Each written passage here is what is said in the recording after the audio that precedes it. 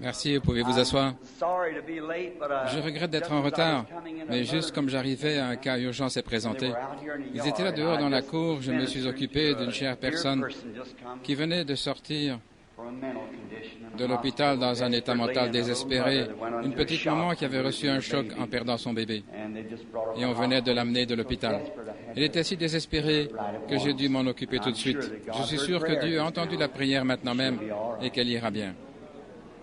Pauvre petit mari ébranlé, je sais ce que c'est. Je suis passé moi-même par bien des choses semblables. En perdant ceux de ma famille, je sais que ce que ça signifie. Comme la maman de Billy. Vous devez passer par ces choses pour réaliser ce qu'elles signifient vraiment. Ceux qui souffrent de ces choses savent sympathiser avec les autres. Et maintenant, chaque fois qu'un cas urgent se présente comme cela, eh bien, souvenez-vous que nous essayons de nous en occuper tout de suite. Toutefois, nous essayons de parler aux autres, à ceux qui peuvent s'asseoir ou se tenir debout pendant un moment à la réunion. Nous essayons de leur parler de manière à édifier la foi. Observez seulement. La plus grande partie des témoignages qui m'arrivent dans mes réunions,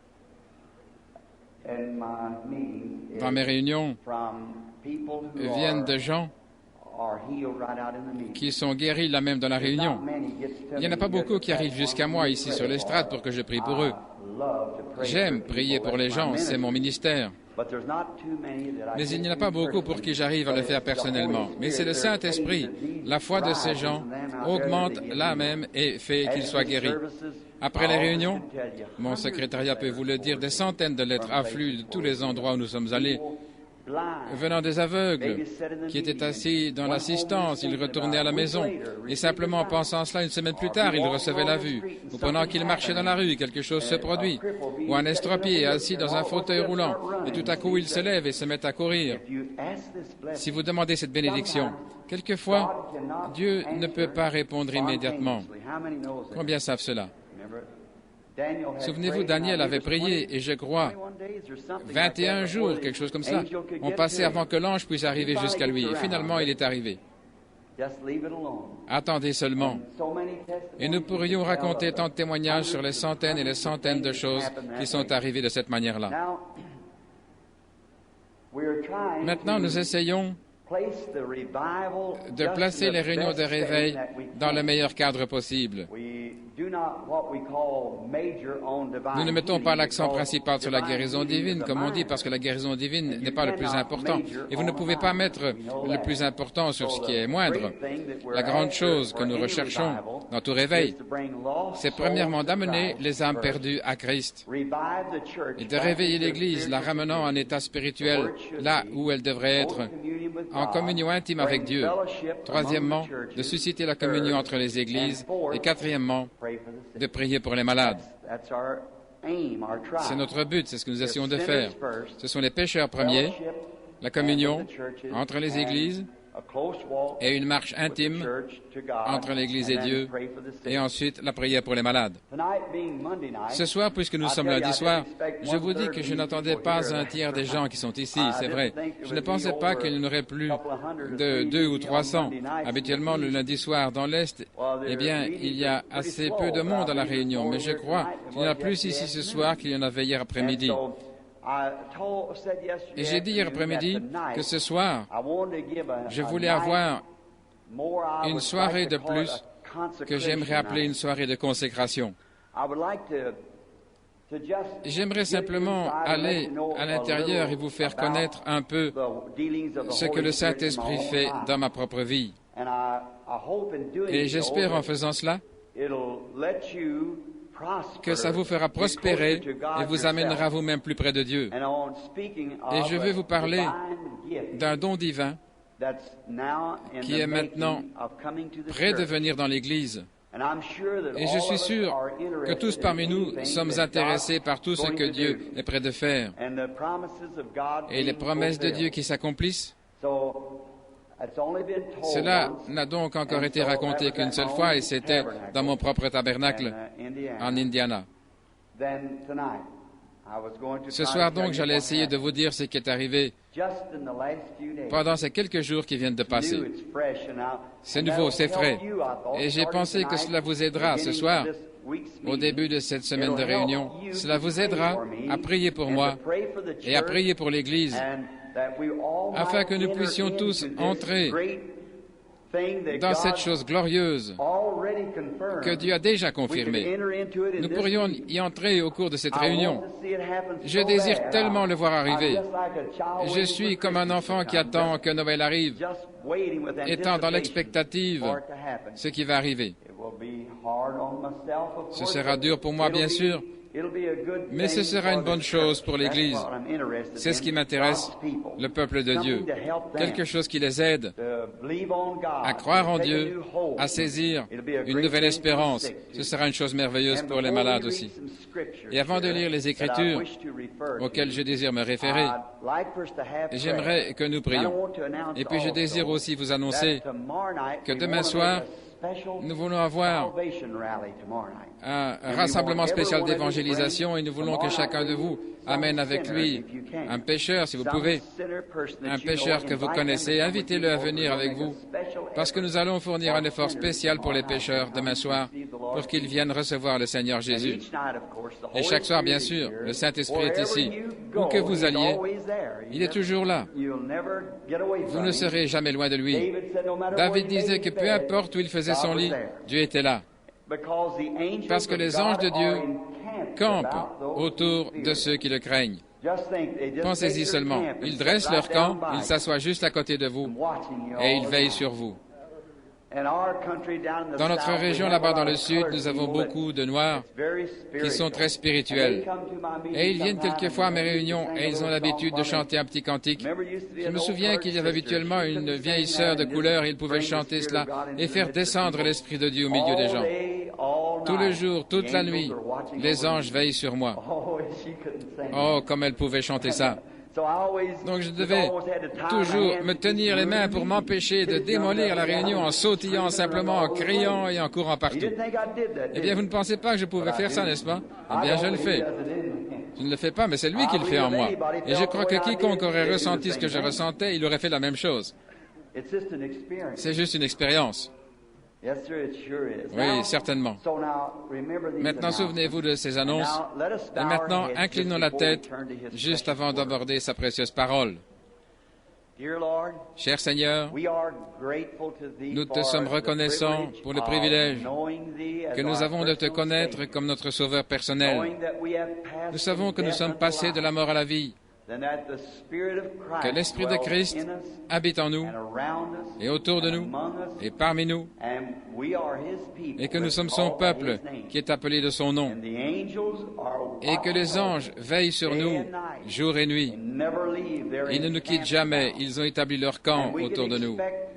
Et nous pouvons nous attendre à ce que Dieu fasse pratiquement n'importe quoi à tout instant à cause de la présence des anges de Dieu, qui ont la commission par lui de nous garder et de prendre soin de nous.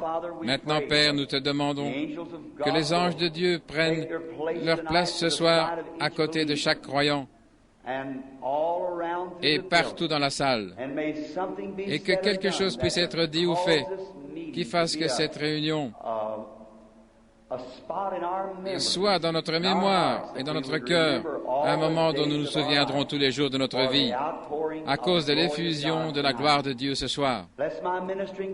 Bénis mes frères dans le ministère qui sont assis ici et qui écoutent, me soutenant par la prière et par chaque effort possible. Oh Dieu, bénis ces frères. Nous te prions de leur donner l'onction, la puissance et le désir de leur cœur, qu'ils puissent être accomplis dans leur vie.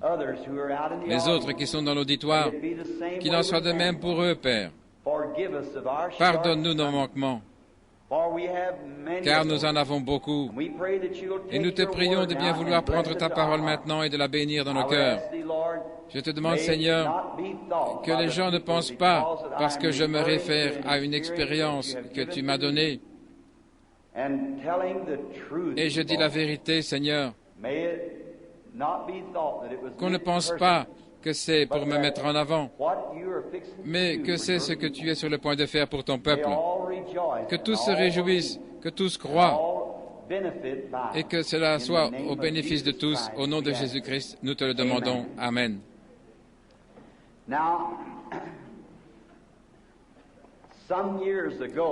Et il y a quelques années, combien sont présents dans le bâtiment ce soir qui se souviennent du temps où je suis venu pour la première fois sur la côte ouest en priant pour les malades il y a bien des années? Saviez-vous que San José était la première invitation que j'ai reçue à l'ouest du Mississippi? San José, en Californie. Je ne sais pas qui c'était, mais j'ai reçu une lettre de quelqu'un qui m'invitait à San José immédiatement après que la petite Betty de Robert Dougherty a été guérie de cette danse de Saint-Guy. Et ce fut le début du ministère que j'ai commencé là dans le champ. Et je me souviens, et nombreux se souviennent, ils peuvent dire qu'en ce temps-là, lorsque je priais pour les malades, je les prenais par la main et je me tenais simplement là. Et alors le Seigneur parlait. Je n'utilisais pas ma propre pensée. Je disais simplement ce qui n'allait pas avec cette personne. Exactement ce qu'il m'avait dit qui arriverait la nuit où je l'ai rencontré à Greens Mill, au camp, lorsqu'il me dit ce qui se passerait. Et puis il me dit, il arrivera que tu connaîtras le secret même de leur cœur. Et vous vous souvenez que j'avais dit que cela arriverait. Combien s'en souviennent, les anciens qui se souviennent que je disais cela? Eh bien, vous voyez, ça s'est passé ainsi.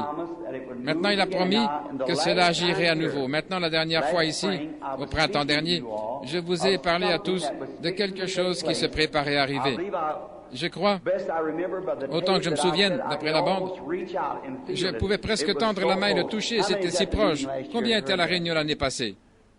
Eh bien, je désire vous dire comment cela a progressé. C'est ce que j'aimerais faire ce soir. Et avant de faire ceci, je crois que Dieu est capable d'accomplir tout ce qu'il veut. Il est Dieu. Mais je suis un tel croyant de la Bible, je crois que ce qu'il fait devrait être reconnu dans la Bible. Ne pensez-vous pas que la Bible doit d'abord en parler? Alors nous savons que nous sommes dans le vrai du moment que la Bible, c'est une promesse que Dieu a faite. Maintenant, je désire vous apporter pendant un moment l'infaillibilité de la parole. Voyez-vous? Premièrement, je désire que vous sachiez que Dieu est infini. Il est si parfait qu'il savait tout ce qui serait à l'avance. Le croyez-vous? Il savait, avant même que le monde soit créé, que nous serions assis ici ce soir. S'il est infini, s'il n'est pas infini, alors il n'est pas Dieu. Donc, s'il est limité, il est comme nous. Mais infini, il n'y a pas moyen d'expliquer ça. Et quoi que Dieu dise, c'est parfait. Il ne peut pas l'améliorer ou le retirer. C'est parfait. Parce que Dieu est parfait et ses paroles sont parfaites. Ses promesses ne peuvent jamais faillir. Maintenant, vous devez avoir cette sorte de foi en Dieu lorsque vous lisez la Bible pour croire ses promesses. Vous devez vous rappeler qu'il est parfait, que ses paroles sont parfaites, elles ne peuvent jamais faillir, elles ne peuvent jamais être améliorées, elles sont parfaites dès le commencement. Maintenant, nous pouvons construire une meilleure voiture aujourd'hui que nous le pouvions il y a 10 ans. Vous pouvez probablement fabriquer un meilleur avion aujourd'hui, les savants le peuvent, parce que nous sommes limités, avançant dans l'arbre de la connaissance. Mais Dieu est parfait pour commencer. Quand il dit quoi que ce soit, c'est parfait. Ça ne peut jamais être amélioré. Par conséquent, lorsque Dieu fait une promesse, cette promesse est éternellement vraie. Elle ne peut jamais faire autre chose que d'être juste. Et nous voulons penser à ça maintenant alors que nous lisons sa parole. Prenez avec moi dans Marc, chapitre 11, et commençons à lire au verset 20 de Marc, chapitre 11. Et en attendant que vous y soyez, je vais raconter le fond de la leçon. Jésus venait juste de monter au temple. Et en chemin, il entra dans le temple et commença à chasser les gens, les changeurs de monnaie et ceux qui faisaient des choses qu'il ne fallait pas. Et il leur dit, il est écrit que la maison de Dieu est une maison de prière. Mais ils en avaient fait une caverne de voleurs, de brigands. Ils avaient mal utilisé la maison de Dieu. Et puis, alors qu'il partait, il trouva le matin suivant un figuier qui avait des feuilles. L'arbre portait des feuilles et il pensa que peut-être il y aurait des figues. Il alla donc pour prendre des figues. Et il n'y avait pas de figues dessus parce que ce n'était pas encore la saison. Et il dit à l'arbre que jamais personne ne mange de ton fruit. Et c'est ici où nous commençons maintenant à lire au verset 20. Et le matin, comme ils passaient, ils virent le figuier séché depuis les racines. Et Pierre, se souvenant de ce qui s'était passé, lui dit, « Maître, voici, le figuier que tu as maudit est sec. Celui que tu as maudit est sec, il a flétri. » Et Jésus répondant lui dit, il leur dit, « Ayez foi en Dieu. En vérité, je vous dis que quiconque dira à cette montagne, ôte-toi et jette-toi dans la mer, et qui ne doutera pas dans son cœur, mais croira que les choses qu'il a dites s'accompliront, il aura tout ce qu'il aura dit. C'est pourquoi je vous dis, tout ce que vous demanderez en priant, croyez que vous le recevez et vous les aurez.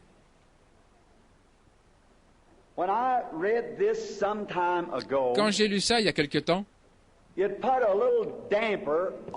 ça m'a mis un petit peu une douche froide, parce que j'avais toujours enseigné, et je le fais ce soir de la même manière, qu'aucune bénédiction ne peut venir si ce n'est par l'expiation, que l'expiation a ouvert le chemin pour chaque bénédiction de rédemption pour laquelle Jésus est mort. Donc ce passage me rendait perplexe. Maintenant, vous m'avez souvent entendu dire dans les réunions, et je le citerai de nouveau ce soir, que la guérison divine est quelque chose que Dieu a déjà fait. Le salut est quelque chose qui est déjà payé. Jésus a payé et il a été blessé pour nos transgressions, par ses meurtrissures.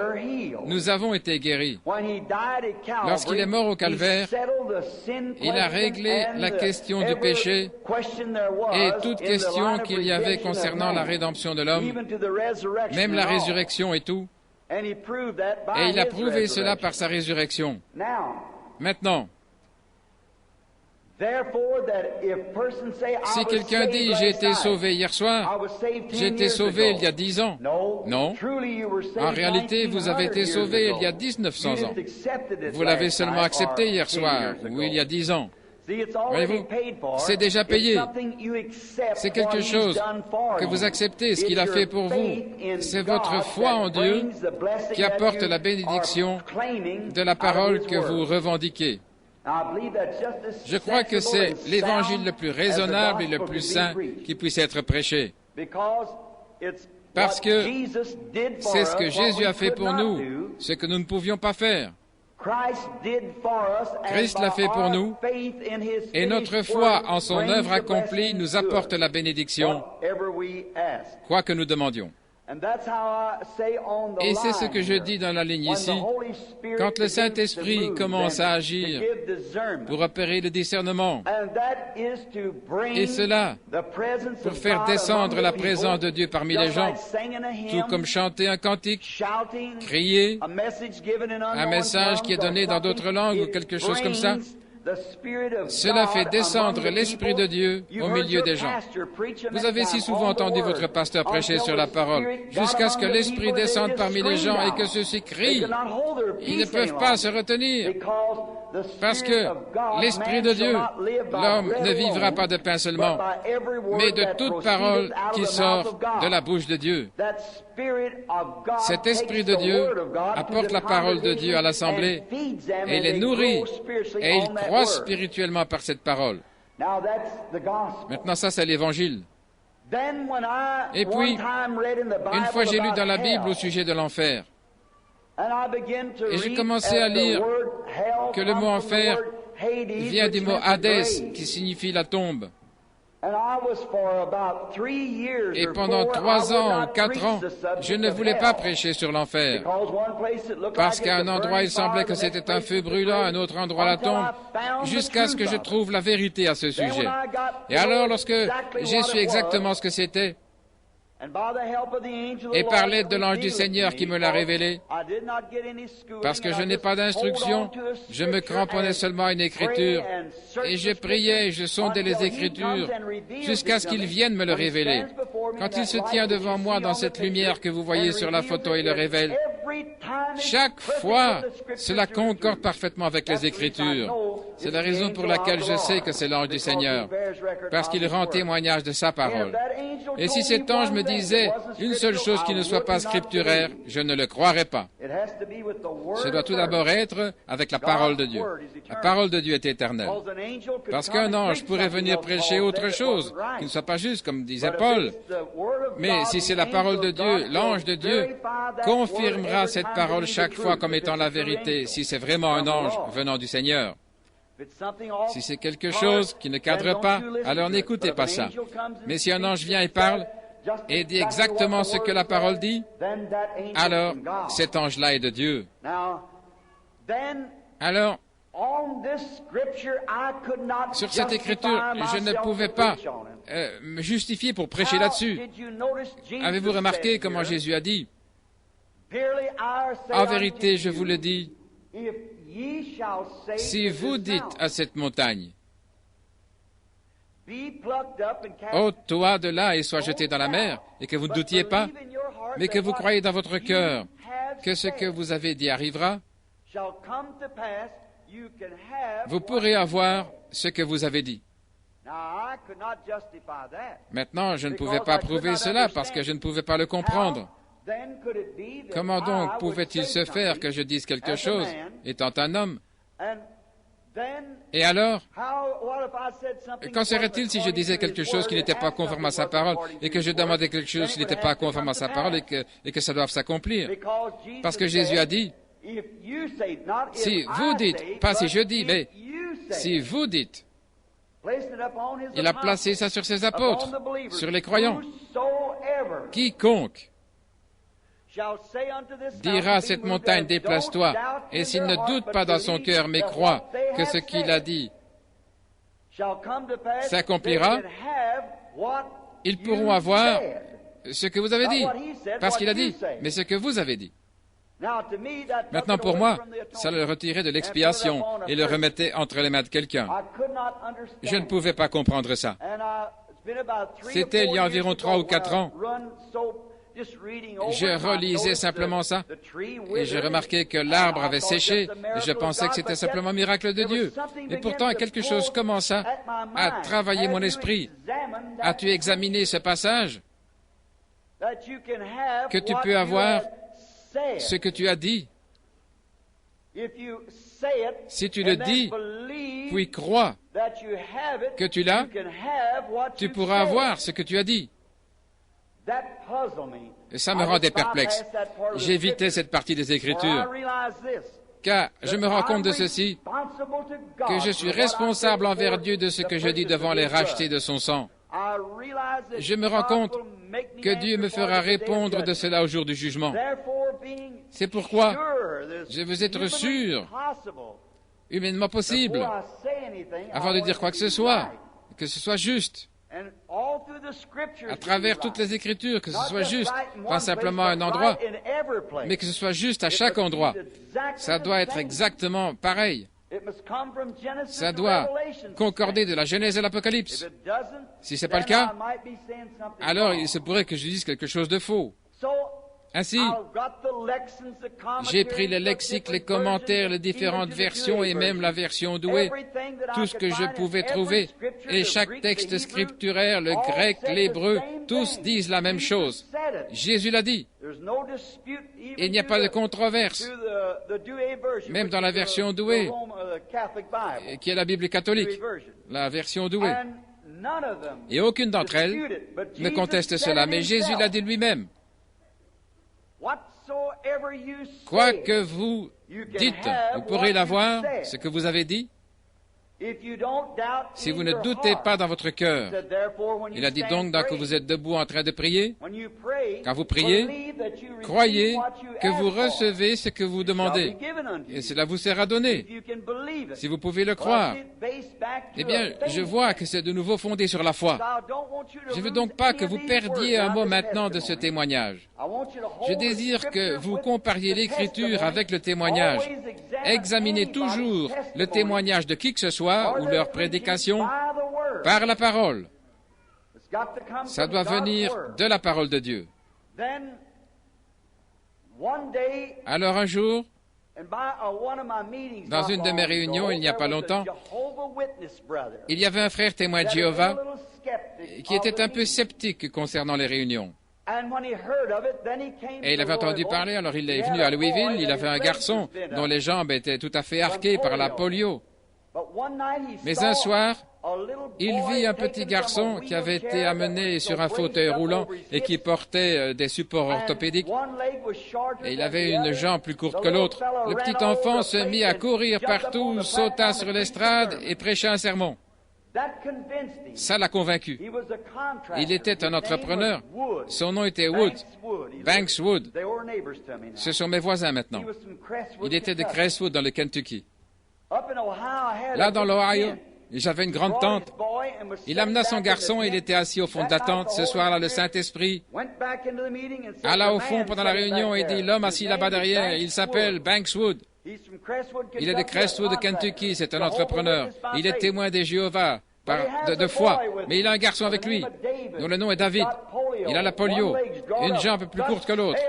Ainsi dit le Seigneur, il est guéri. Il ne savait pas quoi faire.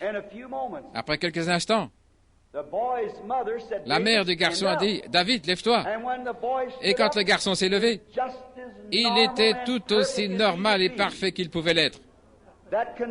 Ça l'a convaincu. Il arrêta son travail de charpentier, son entreprise, il vendit tout ce qu'il avait.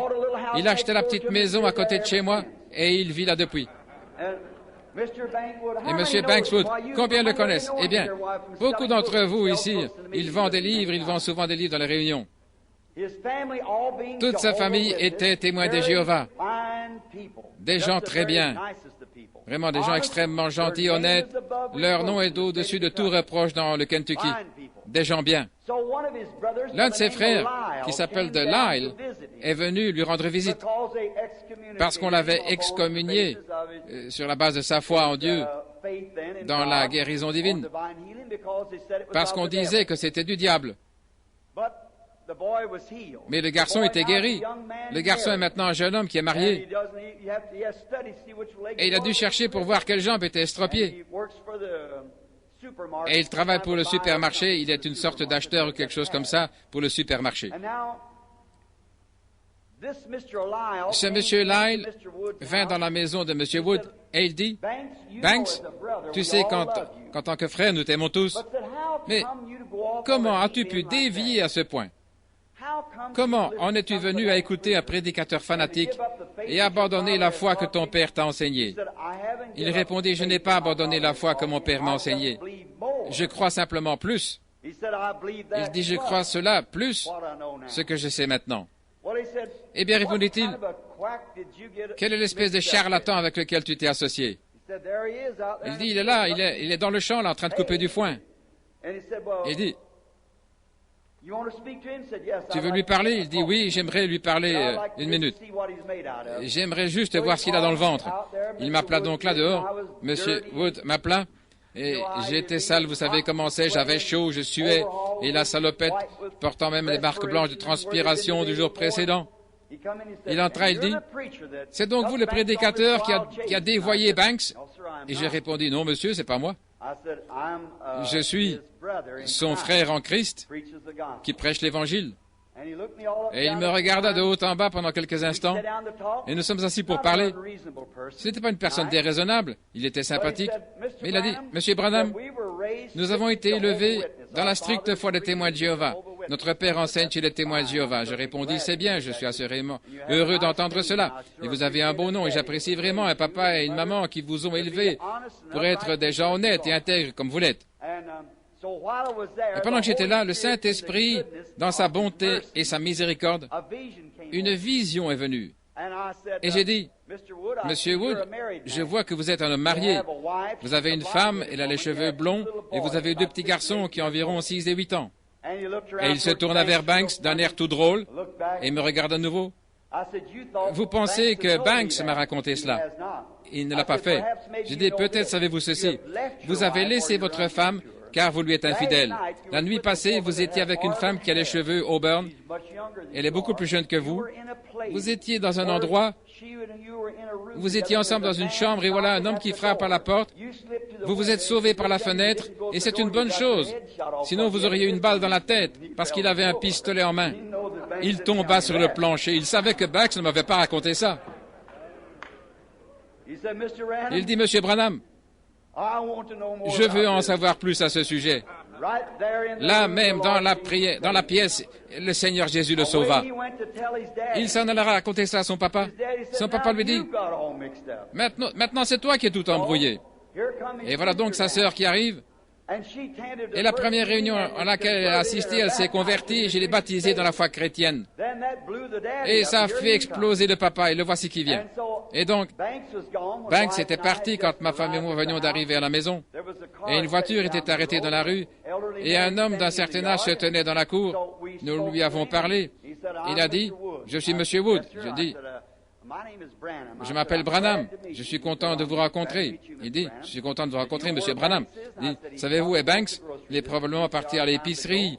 C'est à cette heure que nous y allons d'habitude. Lui et sa femme sont partis. Ne voulez-vous pas entrer? Il a dit, non, je ferais mieux de rester ici dehors. Je dis, eh bien, voulez-vous un verre d'eau? Rafraîchissez-vous. Banks entrera dans quelques minutes. Et il entra quelques instants. Et il dit, je désire aller à la pêche avec vous. Avez-vous le temps d'aller à la pêche? Il a dit, oh, certainement. Eh bien, cette nuit-là, la pluie tomba comme jamais. Le jour suivant, nous sommes allés. Je ne pense pas que ce soit la peine d'y aller. Les ruisseaux sont tout boueux. Et j'ai dit, eh bien, nous pouvons y aller, nous pouvons essayer. Nous avons traversé la rivière. Et j'ai prié le Seigneur de m'aider. Je ne voulais pas dire une seule chose concernant la religion. Je voulais le laisser d'abord aborder le sujet. Alors, s'il a faim, il parlera. Et alors, lorsque nous avons traversé la rivière, j'ai eu une vision. Et j'ai dit, Monsieur Wood, pour que vous puissiez savoir, aujourd'hui, chaque ruisseau que nous traverserons sera boueux. Et je dis, lorsque nous arriverons au lac où nous allons, il sera beau et bleu. Et nous pêcherons jusqu'à vers 3h30 cet après-midi sans attraper de poissons. Puis, je vais commencer à attraper des poissons. Et je vais en attraper une vingtaine de kilos.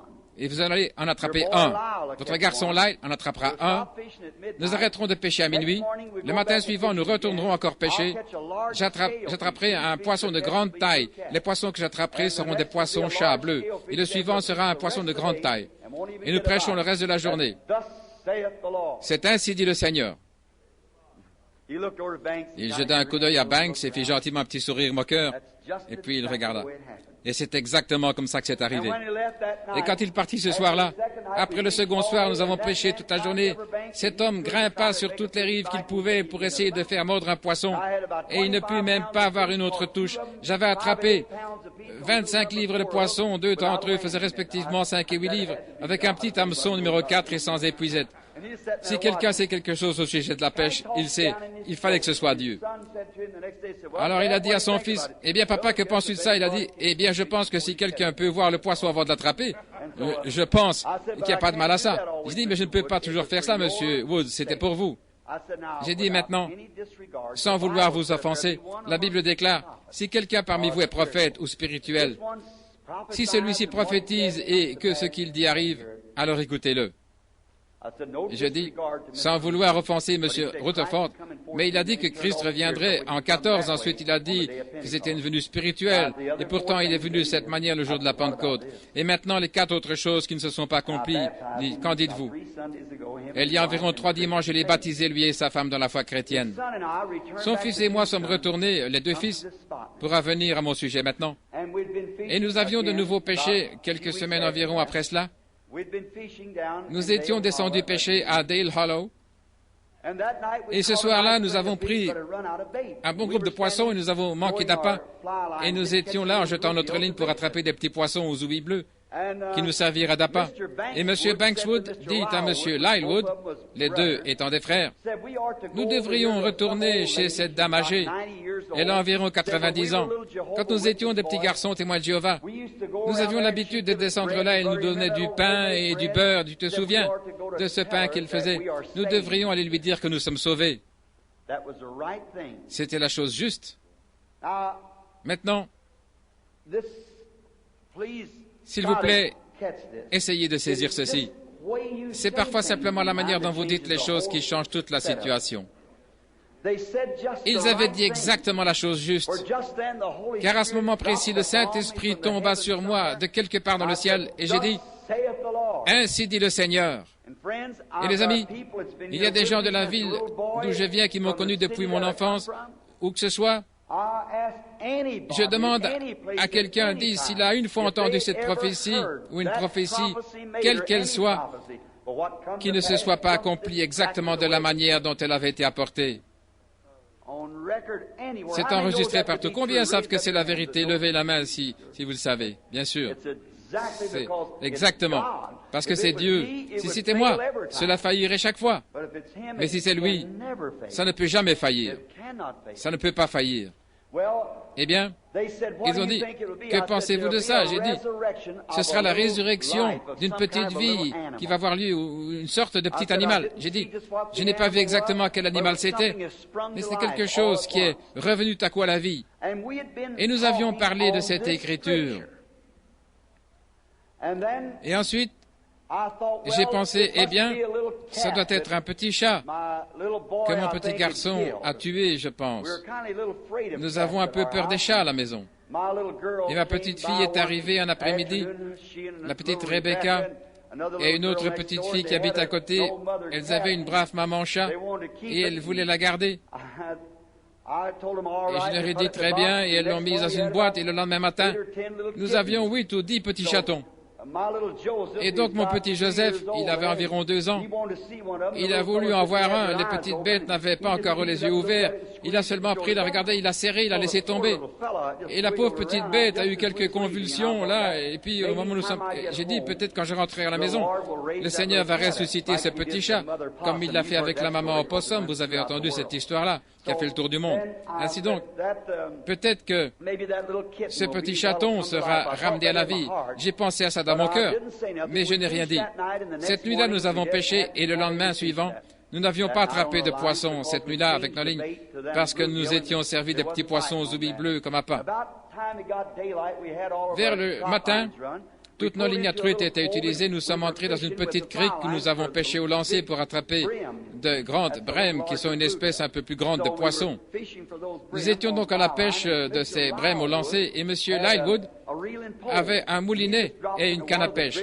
Et à peine avait-il mis sa ligne à l'eau qu'un pauvre petit poisson aux oublies bleues vint l'avaler, avaler l'énorme hameçon qui descendit jusqu'au fond de son ventre. Il le tira hors de l'eau. Il dit, je voudrais que vous puissiez regarder ça. Vous ne pouvez même pas voir l'hameçon. Il attrapa le poisson comme ceci et tira hors de lui les entrailles, les ouïes et le reste et le jeta dans l'eau pour récupérer son hameçon.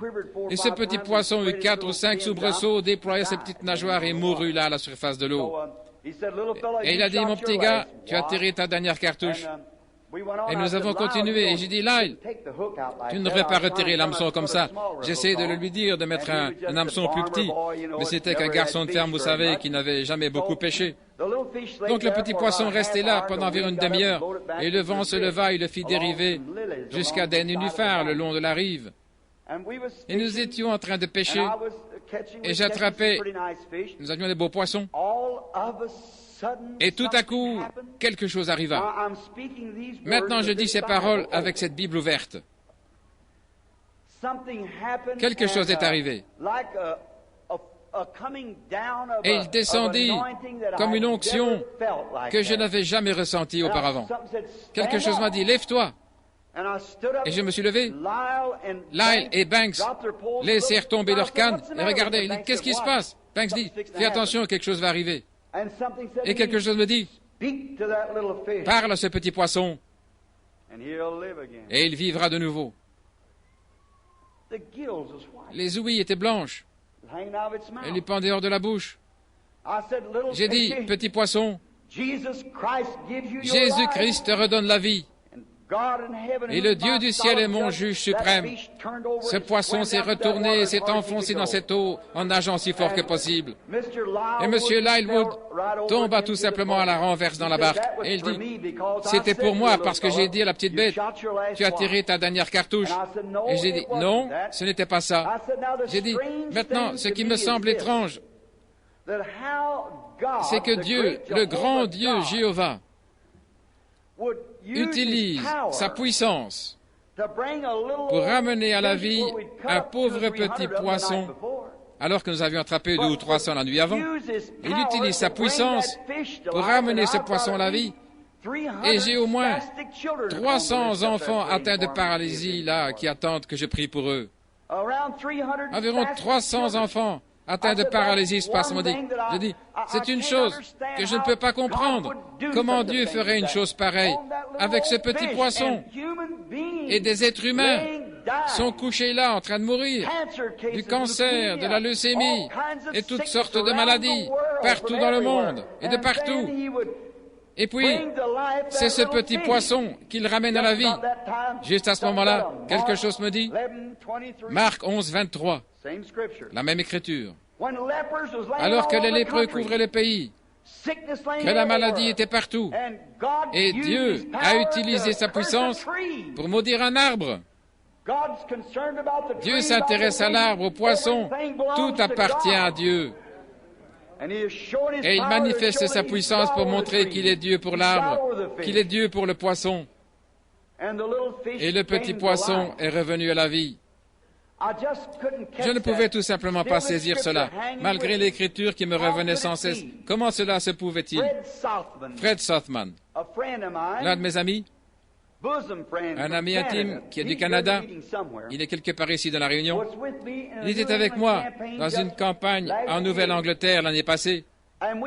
Et nous sommes allés dans les Adirondacks, là où je m'étais perdu cette fois-là. C'est la seule fois de ma vie où je me sois perdu dans les bois. Et je voulais montrer à frère Fred où étaient ma femme et mes enfants, ou plutôt Billy, lorsqu'ils attendaient que je revienne quand j'étais perdu dans cette tempête de neige cette nuit-là. Et lorsque nous étions là, à côté d'un petit appentis dans lequel j'avais laissé Maida et Billy, dans ce petit appentis-là, pendant que je chassais l'ours, eh bien, je fis quelques pas à l'écart, et l'Esprit du Seigneur vint sur moi et je commençai à trembler. Et l'Esprit du Seigneur dit, il y a un piège qui est préparé pour toi. Et fais attention à ce que tu vas dire. Fred, où es-tu? Es-tu ici dans la Réunion ce soir? Je sais qu'il est venu. Oui, il est juste là au fond. C'est juste. Et nous sommes partis de là, et j'ai dit à frère Sothman, quelque chose est sur le point d'arriver.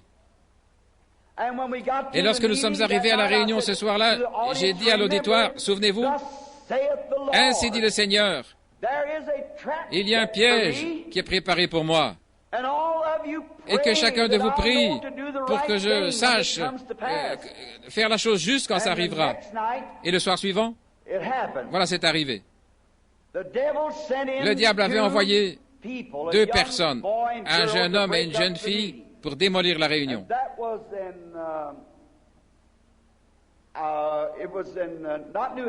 Et ce n'était pas le New Hampshire, mais dans le Vermont. Freddy, tu te souviens du nom de la ville? Du Vermont? Nous étions juste de l'autre côté du lac Champlain. Et donc, au cours de la réunion, ce garçon, la fille avait un peu l'air d'une Mongole, mais le garçon la tenait. Ils avaient au moins 25 ans chacun. Mais commettre de tels actes immoraux dans une église, ils étaient assis à peu près à cette distance de moi. Et quand j'ai commencé à prêcher, il la saisit, lui rejeta la tête en arrière et monta sur elle et l'embrassa et ainsi de suite. D'une manière horrible. Et les huissiers ne pouvaient pas le faire tenir tranquille. Et je dis depuis la chair, jeune homme, ne faites pas cela. Vous attirez l'attention sur vous pendant que je prêche. Et il se mit ouvertement à rire de moi. Et je pensais, oh, voilà le piège. Je me suis remis à parler comme si de rien n'était. Et oh, il devint si moral avec elle que je dus arrêter de nouveau. Et j'ai dit, ne faites pas cela, monsieur, s'il vous plaît. J'ai dit, si vous voulez faire l'amour avec la jeune fille, eh bien, quittez le bâtiment. Mais nous sommes ici dans une réunion religieuse, vous ne devriez pas faire cela. S'il vous plaît, ne faites pas ça pendant que je prêche. J'ai recommencé et il fit encore pire. Et alors, et quelque chose me dit, dis ce que tu veux et ce sera fait. Je me tenais là. Monsieur Mercier, le frère qui enregistre les bandes, et tous étaient là, frère Fred. Beaucoup de ceux qui étaient là étaient présents. Je ruisselais de transpiration. Quelque chose me dit, aveuglement, ils seront aveugles. Morts, et ils l'emporteront dehors. Dis ce que tu veux. Je ne pouvais pas parler. Je ne pouvais pas bouger. Cela me quittait. Je pensais, oh Dieu, que dois-je faire? Et je me tournai, et il se tenait, le visage blanc, me regardant. Et je pensais, que dois-je dire? Puis je me suis retourné, il sembla qu'avant que je sache quoi que ce soit, j'ai dit, je vous pardonne pour votre acte. Et ça devait être exactement la chose juste à dire. C'était Dieu qui me testait, une réaction sur une action. Ce soir-là, il me fut révélé que j'avais dit la chose juste. Je savais que tout ceci conduisait à quelque chose, mais qu'est-ce que c'était? Que faire? Vous savez, un don divin, vous devez prendre garde à ce que vous faites. Vous vous souvenez ce que Moïse a fait? Ainsi, je devais avoir dit la chose juste. Je vous pardonne. Car vous savez, Jean, le jeune Jean, désirait une fois que la Samarie soit consumée par le feu, parce qu'il ne voulait pas les nourrir. Jésus a dit, vous ne savez pas quelle sorte d'esprit vous anime. Le Fils de l'homme est venu pour sauver la vie, pas pour la détruire. Ces Écritures m'ont fait que continuer à se déverser sur moi toute la nuit. Je n'ai pas dormi. Mais c'était un piège qui m'était tendu par Satan. Il aurait voulu arriver à me faire sortir de mes gonds pour dire la chose fausse. Mais le Saint-Esprit était là. Il m'avait prévenu. Oh, de faire attention à ce que j'allais dire. Oh, la bonté de Dieu. Merveilleux, c'est simplement sa grâce. Fais attention à ce que tu vas dire. Et à partir de ce moment-là, j'ai éprouvé un soulagement. Et j'ai commencé à faire attention aux différentes choses que je disais inconsciemment, ne sachant pas ce que je disais. Et c'est arrivé de cette manière-là. Et j'ai commencé à en parler. Un jour, cet automne, il y a quelques semaines, je prenais un peu de repos avant de venir à ces réunions. J'étais à la chasse à l'écureuil. Il faut dire que dans notre région, on chasse le lapin et l'écureuil. Et la raison pour laquelle je fais cela, c'est pour me détendre avant de venir à ces réunions. Monsieur Sothman était avec moi ce matin-là. Il est venu du Canada pour nous visiter et rester un moment avec nous. Il avait acheté une caravane et il y vivait, près de chez nous. Et d'autres amis. Et donc, nous étions ensemble à la chasse à l'écureuil avec M. Wood. Et lui aussi vit juste à côté de chez moi. Et il est vraiment un compagnon pour moi. Et nous sommes donc partis à la chasse et c'était le dernier jour où je pouvais aller chasser parce qu'il était prévu que j'aille au Wyoming le dimanche d'après et aussi la saison allait se terminer le mardi. Et nous étions le samedi. Et c'était la dernière fois que je pouvais chasser à l'écureuil dans l'Indiana. Dans cette saison. Nous avions passablement chassé, beaucoup de personnes avaient chassé, il y avait beaucoup de chasseurs pour les écureuils. Et ils étaient tous dispersés. C'était un mauvais matin, là, venteux, le vent soufflait et on ne veut tout simplement pas sortir ces jours-là. Je suis allé dans les bois et j'ai marché jusqu'à vers 9 heures. Et je ne voyais rien, je suis descendu au bord du ruisseau. Il commençait à faire vraiment froid en Indiana. Le 1er octobre environ, je pense que c'est exactement le 8 octobre. Et je descendis vers de vieux sycomores. Et les écureuils ne vivent pas dans les sycomores. Ils se tiennent dans les hêtres, les chênes et ainsi de suite, les arbres au tronc épais. Il y a beaucoup de feuillage. Et je marchais le long du ruisseau. Je pensais avoir vu un écureuil là. Il y avait des champs de maïs et les fermiers moissonnaient leur maïs. Beaucoup là-bas qui moissonnaient. Eh bien, je dis, il n'y a pas d'écureuil ce matin. Il n'y a rien qu'un grand fourré de caroubiers qui n'intéresse pas les écureuils. Les vieux noyés, toutes les feuilles tombaient, dépouillées, aucun écureuil ne pouvait se trouver là. Je dis, Eh bien, je vais m'asseoir ici un petit instant et me réchauffer parce que j'avais seulement une chemise sur moi et pas de veste. Je me suis assis entre deux arbres là où le soleil brillait. J'ai mis mes pieds sur l'autre arbre. J'étais dans une position tout à fait confortable. Et je pensais, peut-être que je vais faire un petit somme. Et j'ai une petite montre réveil et je pensais, je vais régler cette petite montre-là avant qu'elle sonne si je viens m'endormir. Et je vais retrouver M. Wood et M. Saltman en temps convenable parce qu'ils étaient plus loin sur le chemin dans un autre bois. Ainsi, j'ai réglé ma petite montre et je me suis assis contre cet arbre. Et juste au moment où je me blottissais contre l'arbre pour me réchauffer, cette écriture me revint. Quoi que ce soit que vous disiez, croyez que ce que vous dites va s'accomplir et vous pourrez avoir ce que vous dites. Eh bien, je pensais, pourquoi cette écriture continue-t-elle de venir à moi, alors que je ne peux pas prêcher là-dessus, parce que je ne sais rien à ce sujet. Je ne pouvais pas aller devant une assemblée pour essayer d'expliquer cette écriture. Et je restais là un moment, et je pensais, il n'y a qu'une chose à faire. Si jamais je suis appelé à prêcher sur ce sujet, voici comment je m'y prendrai. Je dirais, Jésus a dit cela aux disciples et leur a donné cette autorité. C'était à peu près 1 an et 6 mois avant que l'expiation soit faite. Donc, si ce n'était pas pendant l'expiation, c'était de l'autre côté de l'expiation. Donc, si jamais quelqu'un me posait cette question, je leur dirais simplement que c'était de l'autre côté de l'expiation. C'est tout ce que je savais. Car Jésus était encore vivant. L'expiation n'était pas encore accomplie et il n'était pas blessé pour nos transgressions. Nous n'étions pas encore guéris par ces meurtrissures. Donc, il leur a simplement donné ce pouvoir de l'autre côté de l'expiation. Et alors, tout à coup, quelque chose m'a parlé. Qu'en est-il des prophètes? Eh bien, j'ai commencé à voir, ça commençait à s'ouvrir à moi. Tu penses que c'est quoi qui se passe dans les réunions quand tu te tiens là? Penses-tu être celui qui connaît ces gens? Penses-tu que c'est toi qui peux prédire et dire à ces gens, vous allez faire telle et telle chose, et telle chose vous est arrivée, et telle chose va vous arriver? Penses-tu que c'est toi qui le dis? Oh là là! Ça représente tellement, ça ne m'a jamais quitté. Et je pensais, certainement pas, Seigneur, c'est toi. Eh bien alors, penses-tu que c'est toi qui parles? Non. Penses-tu que c'était les prophètes qui parlaient? Ne viens-tu pas justement de prêcher sur ce sujet? Que les prophètes étaient tellement loin du Saint-Esprit que ce n'était pas eux qui parlaient. C'était le Saint-Esprit en eux qui criait. Alors, quoi que ce soit que tu dises, si tu es loin, ce ne sera pas toi qui le diras, ce sera le Saint-Esprit qui le dira. Eh bien, je pensais, c'est juste.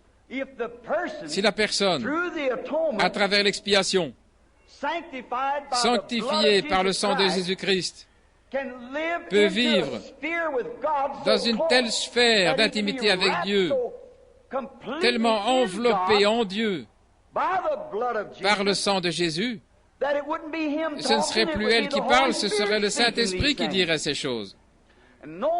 Et à peine avais-je dit cela, que l'onction du Saint-Esprit me frappa comme jamais de toute ma vie. Dieu le sait. Je me suis debout sur mes pieds, j'ai eu peur. Et quelque chose m'a dit, voilà, ceci est le début de ton nouveau ministère. Maintenant, demande ce que tu veux, et cela te sera donné. Je me tenais là. Je ne veux pas être un fanatique. Dieu sait que je désire être raisonnable et juste et honnête et fidèle et véridique. J'ai 50 ans. Ça ne peut être plus bien long et je devrais m'en aller, le rencontrer. Et je veux savoir que tout est parfaitement en ordre avant de quitter ce monde. Et je pensais, je ne veux pas dévier dans quelque chose. Je vais me mordre le doigt. Je dis, je ne dors pas, je ne suis pas en train de rêver, il y a quelque chose qui ne va pas. Et tout mon visage était engourdi et je pensais, peut-être j'ai tellement étudié ça que je ne sais plus m'en débarrasser. Et je pensais, d'habitude, lorsque l'onction vient avec force, une vision suit. Je pensais, eh bien, je vais simplement attendre ici une minute. Je commence à étendre mes mains comme ceci, je fis quelques pas, et quelque chose me dit, dis ce que tu veux, et cela te sera donné. J'attendais, j'écoutais, je pensais, où es-tu, monsieur? Et je l'entendis de nouveau, demande ce que tu veux, et cela te sera donné. Je suis en train de confirmer les choses que je ferai. Et je pensais, mais à qui suis-je en train de parler? J'avais l'impression d'avoir perdu la raison. Je pensais, mais à qui est-ce que je parle? Je ne vois personne. Où est cette lumière? D'habitude, c'est lui qui me parle, il y a une lumière. Mais où es-tu? Que veux-tu? Je crois que quelque chose a dit. Demande ce que tu veux. C'est juste, je pense à cette écriture, Marc 11, 23. Demandez ce que vous voulez. Et je pensais, eh bien, qu'est-ce que je vais demander? Il n'y a pas de malade ici. Que pourrais-je faire? Je pensais, peut-être suis-je hors de moi. Qu'est-ce que je vais demander? Et quelque chose me dit, aussi distinctement que vous entendez ma voix, n'es-tu pas en train de chasser? Et tu n'as pas de gibier? Et j'ai dit, c'est juste. Je pensais, Seigneur, si je fais quelque chose de mal, pardonne-moi. Eh bien, n'est-ce pas terrible? Si vous faites quelque chose de mal. Je dis, Seigneur, si je fais quelque chose de mal, pardonne-moi. Mais est-ce toi? Es-tu en train d'essayer de me faire comprendre cette écriture? Est-ce cette autre étape vers laquelle nous arrivons? Tu m'as donné une vision et tu as dit qu'elle serait confirmée dans un petit bâtiment, quelque part dans une réunion, dans la vision de la tente.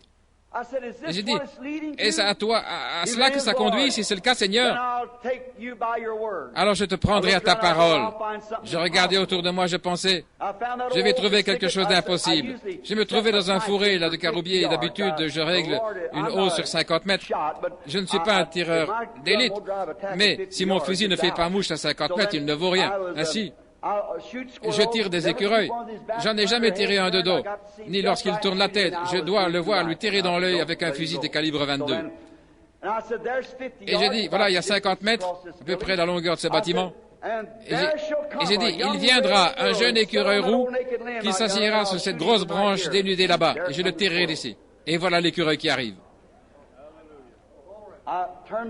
Je levai mon fusil, je pointai à travers la petite lunette et je vis son œil. J'ai tiré et il est tombé par terre. J'ai marché jusque-là pour le regarder. Il saigne. Une vision ne saigne pas. Je l'ai regardé, je l'ai ramassé. C'est un véritable écureuil. Alors j'ai vraiment peur. Et j'ai pensé, eh bien, tu sais, c'est juste arrivé comme ça.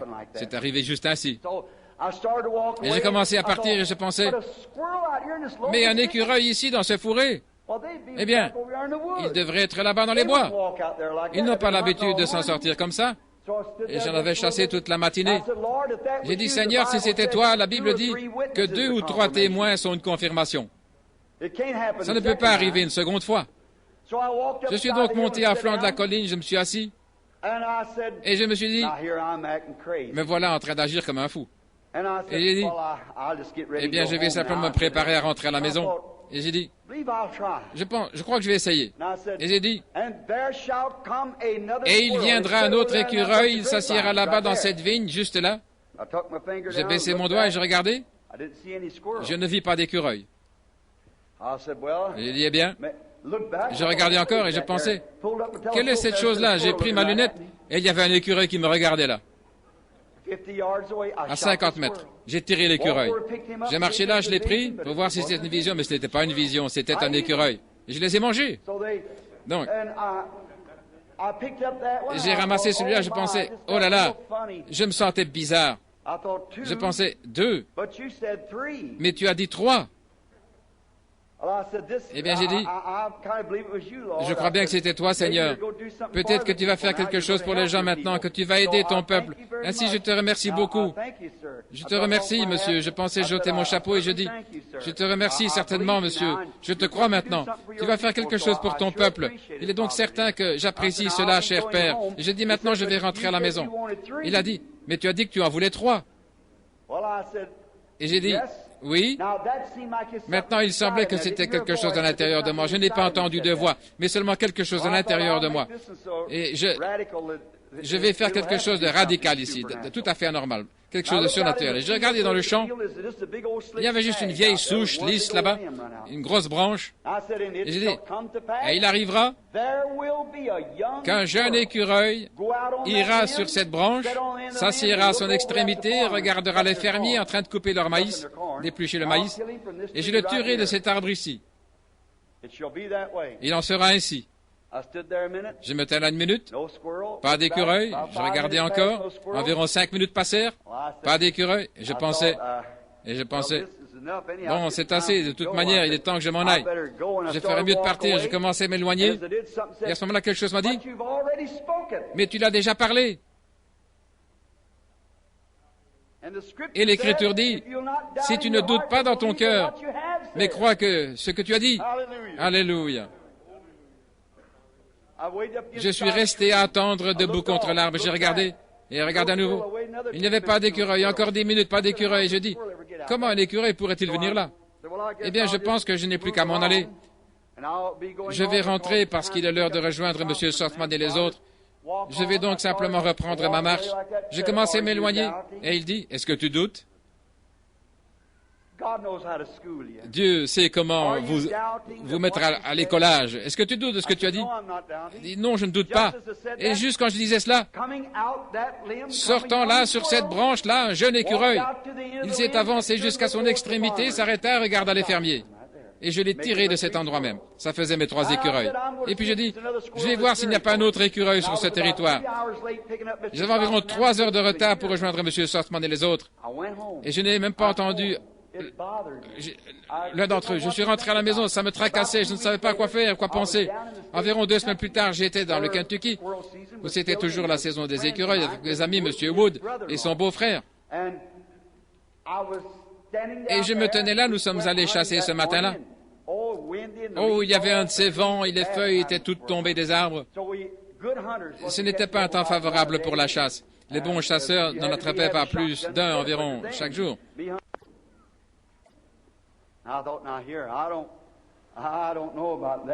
Je ne sais pas.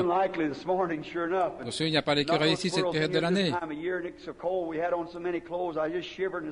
Bien que nous soyons revêtus d'une bonne couche de vêtements, je tremblais aussi fort que je pouvais. Je pensais, il n'y a pas d'écureuil. Il y a à peu près cette épaisseur de feuilles sur le sol et vous pouviez entendre arriver comme un troupeau d'antilopes. Et j'avançais donc. Et puis ça me frappa de nouveau, demande ce que tu veux.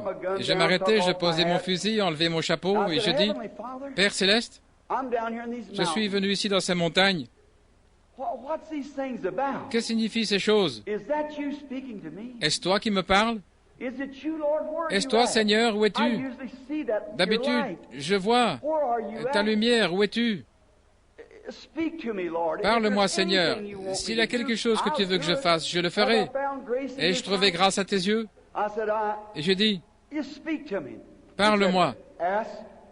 Et il dit, demande ce que tu veux. Et cela te sera donné. Et je dis, alors si c'est toi, j'aurai mes 3 écureuils ce matin. Des écureuils gris, ils sont roux en Indiana. Et je dis, j'aurai mes 3 écureuils. Quelque chose dit, de quel côté viendront-ils? Je pensais bien cela, je pouvais l'entendre aussi distinctement que vous m'entendez. Et je dis, l'un viendra de ce côté-ci, un autre de ce côté-là, et le dernier de là-bas. Je me suis appuyé contre un petit arbre et j'ai attendu quelques minutes. Je ne voyais pas d'écureuil, il se faisait tard, il était presque temps de partir. Je regardais encore vers la colline et tout là-haut, à environ 120 mètres, je vis quelque chose qui semblait être sur une souche. L'écureuil gris est très petit. Je regardais à travers la petite lunette et je ne pouvais pas dire si c'était un écureuil ou pas. Je continuais à l'observer, il sauta de la souche et commença à descendre du côté de l'arbre. C'était un tir de très longue distance. Mais je mis simplement à genoux à terre et appuyai mon fusil sur ma main et je tuai l'écureuil. Et je dis, ainsi donc, le prochain devra venir de ce côté-ci. Je me tournai donc simplement sur l'arbre et je dis, il viendra de ce côté-ci. J'attendis environ 15 minutes et voici venir un écureuil. J'ai introduit donc une autre cartouche dans mon fusil et je mis en joue. Et juste comme je commençais à mettre en joue, le deuxième écureuil arriva et je dis, oh gloire à Dieu, voilà le deuxième. Je me suis redressé, j'ai tiré le premier. Je l'ai tué net d'une balle dans l'œil. Et puis, cet autre écureuil a couru, a sauté sur une branche et est redescendu rapidement. Il a ramassé une noix et a commencé à la manger. C'était un tir parfait à 50 mètres. Et j'ai dit, voilà mon deuxième écureuil. Ça fait 1, 2, 3, c'est juste ce que j'ai demandé. J'ai baissé mon fusil, j'ai tiré. Et j'ai touché une souche. Sur environ 149 écureuils cette année, j'ai seulement manqué 5 coups. J'ai pensé, comment est-ce que j'ai pu manquer cet écureuil? Ça ne l'a même pas effrayé. Il sauta, courut à l'autre bout de la branche, il regarda autour de lui. J'ai introduit une autre cartouche et j'ai pensé, je suis sûr de l'avoir cette fois-ci. Je l'ai mis en joue, j'ai visé en plein dans son œil. Et le coup est parti et je l'ai manqué à 60 cm en dessous. J'ai dit, oh là là, ce fusil est fichu, il y a quelque chose qui ne va pas. Et puis il a couru de flanc devant moi et ça fait longtemps que je n'ai pas tiré un écureuil des côtés. Je vais certainement l'avoir cette fois-ci. Peut-être que j'ai simplement froid et que je tremble. J'ai donc pris un petit arbuste, je l'ai appuyé le fusil contre l'arbuste et je l'ai mis en joue jusqu'à ce que je l'ai tout à fait de flanc, pas à plus de 35 mètres. Et je visais juste en plein milieu. J'ai appuyé sur la gâchette et je ne sais pas où le coup est parti, mais j'ai manqué l'écureuil. Je n'avais plus de cartouches dans mon vieux petit fusil. L'écureuil s'en est allé par-dessus la colline et j'ai pensé, là, j'ai manqué 3 tirs à la file et de toute la saison, je n'en ai manqué que 5. Comment est-ce possible? Alors j'ai pensé, je ne pouvais pas atteindre cet écureuil. J'ai dit que l'autre devait venir de ce côté-là. Et 2 étaient là. Mais sa parole est parfaite, voyez-vous. Alors j'ai commencé à attendre jusqu'à la tombée de la nuit presque. Et j'ai dit, si l'autre écureuil arrive, il va falloir que je le tire de très près, parce qu'il y a un fourré ici et il faut qu'il arrive à travers ce fourré. C'est la seule manière. Et je pensais, eh bien ce n'était pas pareil cette fois-ci, cette onction. Peut-être qu'il s'est simplement trouvé que j'attrape ces deux-là. Je suis donc allé ramasser mes écureuils, j'ai commencé à m'en aller. Il faisait très sombre. Et quelque chose m'a dit, mais qu'en est-il de cet autre écureuil? Et j'ai dit, eh bien, j'en ai déjà 2, il est trop tard maintenant, il est même difficile de voir à travers ma lunette. C'est trop tard pour en avoir un maintenant. J'ai commencé à descendre, quelque chose me dit, fais demi-tour et va attraper l'autre écureuil, tu l'as déjà dit. Je retournais donc, et je n'avais pas fait 10 pas. Écoutez bien maintenant. Que je vis l'écureuil grimper rapidement un arbre à 60 ou 70 mètres de moi. Il faisait si sombre. Il y avait eu un peu de lumière au sommet de la montagne. Je ne l'aurais pas vu. Et je le mis en joue. Je ne voyais pas l'écureuil. Je continuais à regarder de haut en bas et je pensais, où est-il? Il y a quelques instants, il trembla. Il sembla qu'un nœud sortait de l'arbre. Et j'ai tiré et j'ai entendu quelque chose heurter les feuilles. J'ai pensé qu'il s'était sauvé. Et environ 15 mètres de là, un autre écureuil a grimpé. Et je me suis dit, cet autre écureuil, je l'ai manqué. Il a couru, il est monté là. Je regardais donc attentivement, il faisait sombre, et le vent soufflait. Et je pensais, je vais tirer là-dessus de toute manière. J'ai tiré et j'ai entendu cet écureuil tomber sur le sol en faisant un bruit sourd. Et là, je l'avais vraiment tué. Et j'ai dit, je l'ai manqué sur cet arbre-là, mais je l'ai eu par ici. C'est juste un petit peu en dehors de la ligne. Et j'ai dit, je vais le ramasser. J'ai donc grimpé la première colline et lorsque je suis arrivé au premier arbre, mon écureuil était étendu là, le premier, exactement dans la direction que j'avais montrée. Dieu dans le ciel sait que c'est la vérité, juste là où je l'avais montré. J'ai continué et j'ai dit, eh bien, ça m'en fait 4. Il m'en a donné un pour faire un bon point. J'ai dit, j'avais dit 3 et j'en ai eu 4. C'est bien. J'allais donc plus loin pour ramasser l'autre écureuil et il n'était pas là. Et pourtant, je savais que j'avais tué cet écureuil. J'ai fouillé partout. En attendant, je tâtais avec mes mains dans les ténèbres, dans les feuilles. Et j'ai ouvert une vieille souche et ainsi de suite. Je pensais qu'il pouvait être que blessé. Finalement, j'ai trouvé un petit trou dans un chicot d'arbre et j'ai enfilé mon bâton là. J'ai commencé à fourrager et j'en senti quelque chose qui tombait. J'ai dit, c'est l'écureuil. Mais le trou était trop petit pour que mes mains puissent y entrer. Il me fallait une hache ou quelque chose. J'ai donc posé un gros caillou, un gros bout de bois et j'ai dit cela à mes frères. Ils ont commencé à louer le Seigneur et à crier. Ce soir-là, je leur racontais un groupe de montagnards qui étaient venus et s'étaient rassemblés. Nous étions tous en train de louer le Seigneur et l'un de mes diacres, qui s'appelle Tony, qui est dans mon église, il était avec moi. Et ce soir-là, quand nous sommes partis pour nous coucher, il a prié devant ces gens-là en disant, « Maintenant, Seigneur, Nous lui avions demandé de conduire la prière.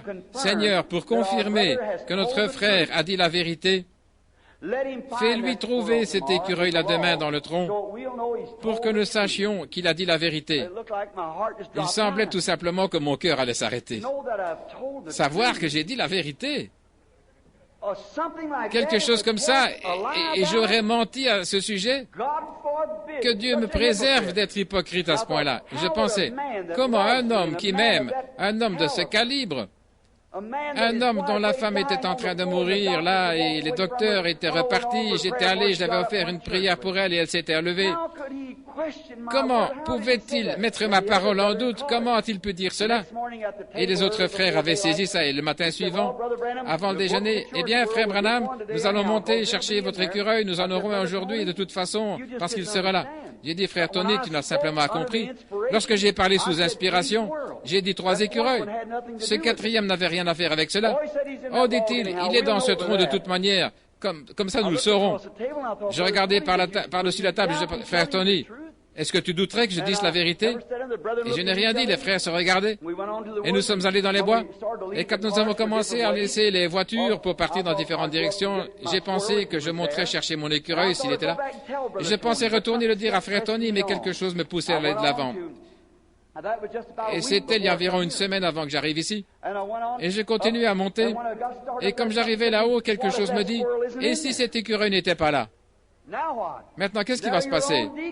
Ton propre diacre dira que ce n'était pas vrai. Maintenant, le Seigneur sait que ce que je dis est vrai parfaitement, exactement au mieux de ma connaissance dans mon cœur. Et j'ai continué à marcher, je pensais, eh bien, il y a une chose de sûre, c'est que j'espère bien qu'il est là. Ça, c'est sûr que je l'espère. Je n'avais rien dit au sujet de cet écureuil-là. Vous comprenez? Les 3 écureuils, c'était de ceux-là que j'avais parlé. Le 4e n'avait rien à faire là-dedans. Mais le Seigneur sait comment vous former et ce qu'il faut faire. Donc, pendant que je montais là, cette onction me frappa à nouveau et il me dit, s'il n'est pas là, dis qu'il y soit et tu trouveras l'écureuil. Et je dis, Seigneur, je te prends au mot maintenant.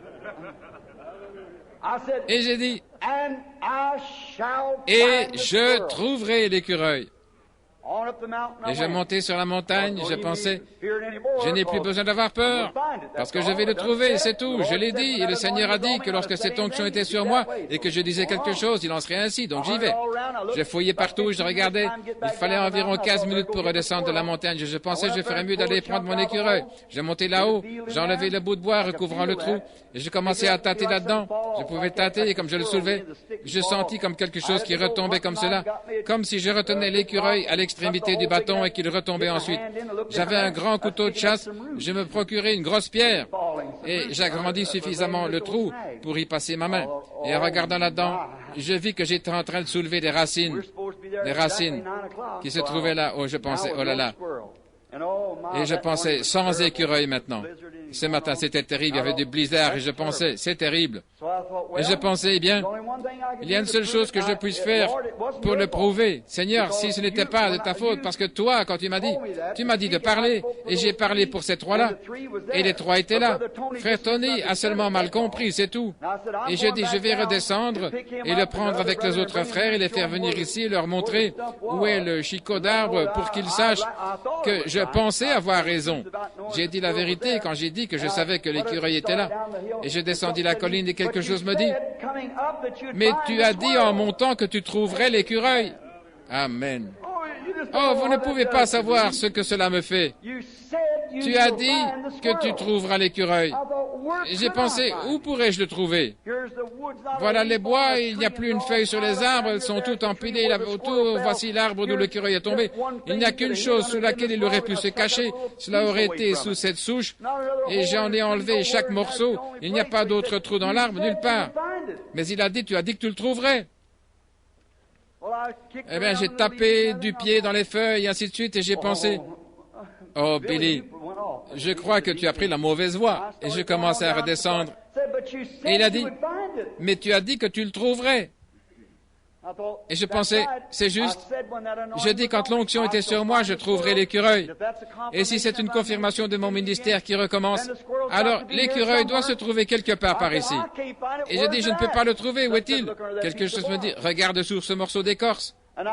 Et j'allais les ramasser, et je dis, oui, gloire au Seigneur, c'est sous cette écorce. Je m'avançais pour ramasser le morceau d'écorce, et quelque chose me dit, et s'il n'est pas là? Oh, dis-je, ce sera là-dessous. Et je l'ai ramassé, et il n'y avait pas d'écureuil. Et j'ai pensé, c'est bizarre. Maintenant, dis-je, c'était la même inspiration qui m'avait dit que les trois seraient là. La même inspiration était sur moi quand j'avais dit que ce serait là. Ainsi, je regardais encore et j'avais juste un peu quelques poils gris qui dépassaient en dessous des feuilles. J'ai soulevé cela et mon écureuil était là. Maintenant, parlez-moi d'un petit Irlandais en train de pousser des cris. Vous auriez dû m'entendre descendre cette colline. J'étais vraiment un homme heureux. Je rentrais et j'en ai parlé aux miens et oh là là, comme on se réjouissait tous. Frère Tony a dit, frère Branham, je ne savais pas que j'avais prié de cette manière-là. J'ai dit, mais tu l'as fait. Frère Charlie et les autres en parlaient disant, il avait effectivement prié de cette manière-là. Puis le jour avant que je vienne ici, pour les réunions, nous sommes partis dimanche après-midi. Samedi après-midi, je m'étais rendu dans la maison d'un homme qui a une fille infirme. Elle était liée par la polio depuis qu'elle est toute petite. Et elle a une trentaine d'années. Oh, c'est l'enfant la plus affligée que vous ayez jamais vue. J'ai prié plusieurs fois pour elle.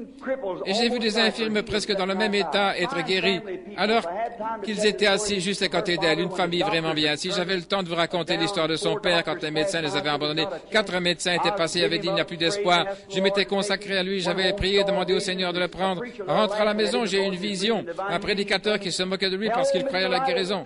Dis à M. Wright que ainsi dit le Seigneur, il creusera la tombe de ce prédicateur qui se moque de lui. Et il l'a fait, et aujourd'hui, il est vivant et en bonne santé. Mais cette petite fille affligée, assise là, je n'ai jamais pu comprendre pourquoi il ne me donnait pas de vision pour cette fille-là. Monsieur Wood et moi, nous prenions le dîner là, et c'est lui qui fait le vin de la communion pour la table à l'église. Et je suis descendu pour le prendre. Et cette petite fille me dit, elle me dit, frère Branham, est-ce que vous voudriez m'apporter un lapin avant de repartir? Et j'ai dit, bien sûr, Edith, frère Wood et moi, nous irons te trouver un lapin. Et nous avons pris le fusil, nous sommes partis, et nous nous sommes absentés un moment, et nous avons attrapé 2 lapins. Et nous sommes revenus, Madame Wright avait préparé le dîner. Maintenant, sa fille est veuve. Ils sont pauvres. Vous ne pouvez pas savoir combien ils sont pauvres. Vous, par ici en Californie, vous ne savez pas ce que c'est des pauvres gens, tant que vous ne passez pas par quelque chose comme ça. Elle vit dans une petite masure de 2 pièces tout en haut de la colline. Son mari s'est tué il y a 2 ans sous son propre tracteur, un alcoolique. Il s'est renversé et lui a brisé le cou. Et le petit garçon l'a trouvé. Elle a 2 adolescents qui sont en train de prendre le mauvais chemin, n'ayant plus de père.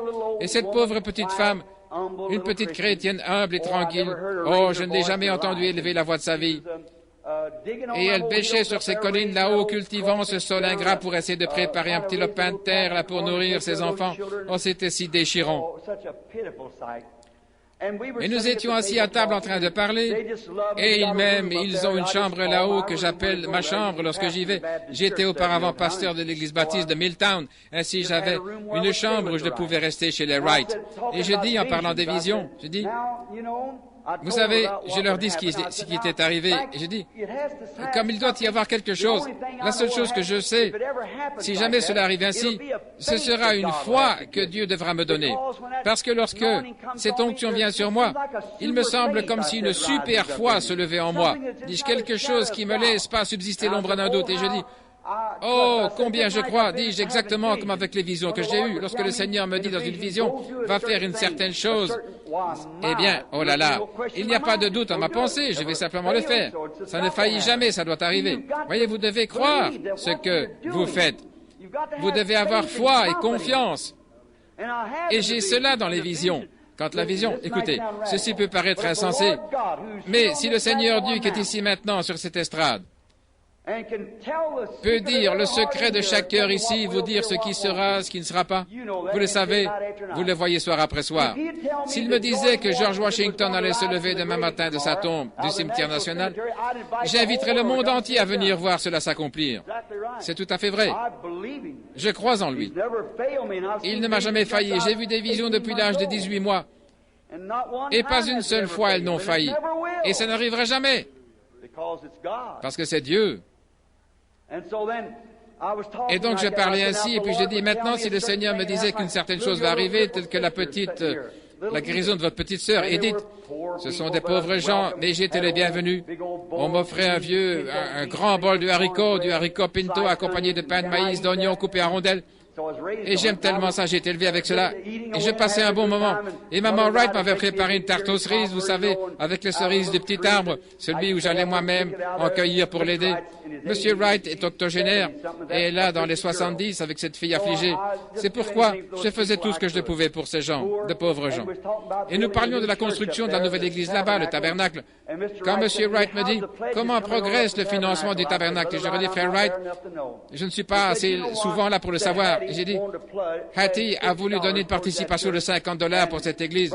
Et frère Robertson, l'administrateur de l'église, l'un d'eux, le président, ne voulut pas qu'elle les donne, disant que ça lui prenait 6 mois pour retirer $50 de ces collines là-bas. Et il ajouta, mais il en a donné 20 et frère Branham. Et je pensais, tu sais quoi, j'ai $20 ici dans ma poche, mesdames les a donnés pour acheter des œufs, et j'ai dit, je vais simplement lui donner ces $20 avant qu'elle s'en aille. Elle est loin d'ici, elle ne saura jamais. Ainsi, je lui ai acheté des glacières et des choses comme cela, parce que je me sentais si peiné pour elle, cette pauvre petite mère essayant de travailler durement là. Ainsi, je pensais, je vais simplement lui donner ces $20. C'est ce que je vais faire. Quand je partirai, je vais les glisser quelque part pour qu'elle les reçoive. Ce sont les $20 qu'elle a donnés pour l'église là-bas. Je pensais, je vais lui donner ça. Mais quelque chose m'a dit, mais ton Seigneur se tenait un jour contre un mur, et il vit un homme riche mettre des milliers de dollars dans un tronc. Et une petite veuve s'approcha, elle avait seulement 3 sous, tout son nécessaire vital. Et qu'aurais-tu donc fait si tu t'étais trouvé là? Tu aurais vu cette petite veuve mettre ses 3 sous et tu aurais couru, oh non, sœur, ne faites pas ça, ne faites pas ça, parce que nous en avons tout plein là-dedans, nous n'avons pas besoin de ça. Mais Jésus ne lui a jamais dit de ne pas le faire. Il a laissé faire cela, parce qu'il savait qu'il avait quelque chose pour elle plus tard. Voyez, une petite chose meilleure. Ainsi, il la laissa faire. Dieu aime celui qui donne de bon cœur. Aussi, je dis, eh bien, je vais alors laisser mon argent dans ma poche, voyez. C'est en ordre, je vais le laisser faire, Seigneur. Nous étions là et j'ai dit, maintenant ces visions viennent, écoutez attentivement maintenant. Nous en arrivons à quelque chose d'autre. Souvenez-vous, maintenant, ceci s'est passé il y a moins de 2 semaines, juste environ 2 semaines. Et j'ai dit, la chose qui m'intrigue, frère Wood, il était assis comme ici à côté de moi, toujours à table. Nous nous trouvions sous un vieux porche là-bas. Ils avaient fermé et muré pour essayer d'en faire une pièce supplémentaire. Les murs étaient recouverts de bardeaux et la maison était percée de trous. Et j'ai dit, ce qui m'a toujours tracassé quant à ces écureuils, c'est ceci, dis-je. Et j'ai dit, frère Wood, nous sommes censés être de bons chasseurs d'écureuils. J'en chasse depuis que je suis un petit garçon. Et vous êtes un excellent chasseur, dis-je. Et nous avons chassé l'écureuil depuis notre enfance. Dans ces conditions, frère Wood, d'où venaient ces écureuils? Je lui dis, je ne peux pas l'imaginer. J'étais là et je regardais le paysage. Et j'ai dit, il y aura un écureuil juste là. Ça faisait 45 minutes que j'étais assis là. Et à peine avais-je baissé le doigt que l'écureuil était là. Et chaque fois, cela se passait de cette manière-là. L'écureuil venait de nulle part. Et j'ajoutais, je pense que la seule explication de celle-ci, ce serait ceci.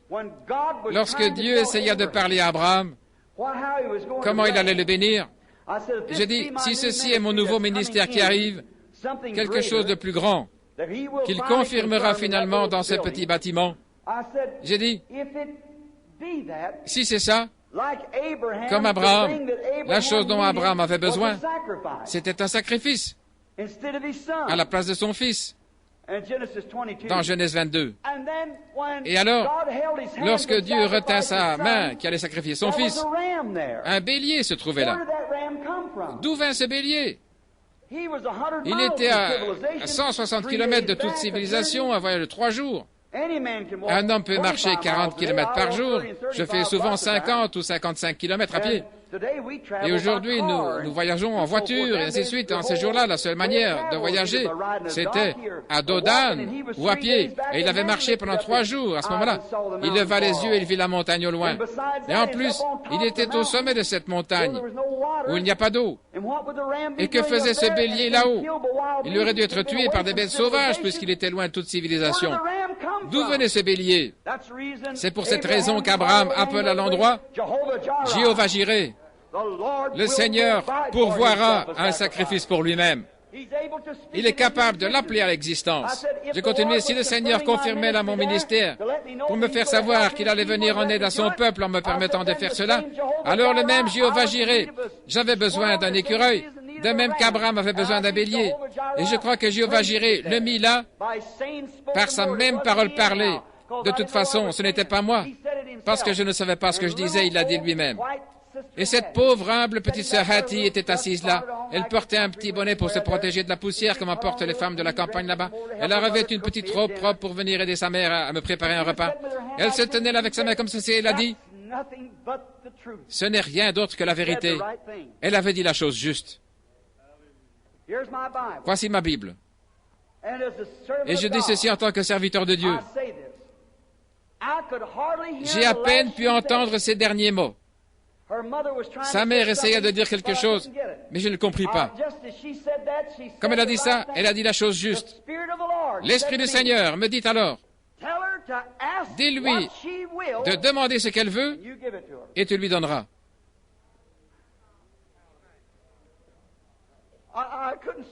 Je ne pouvais plus parler.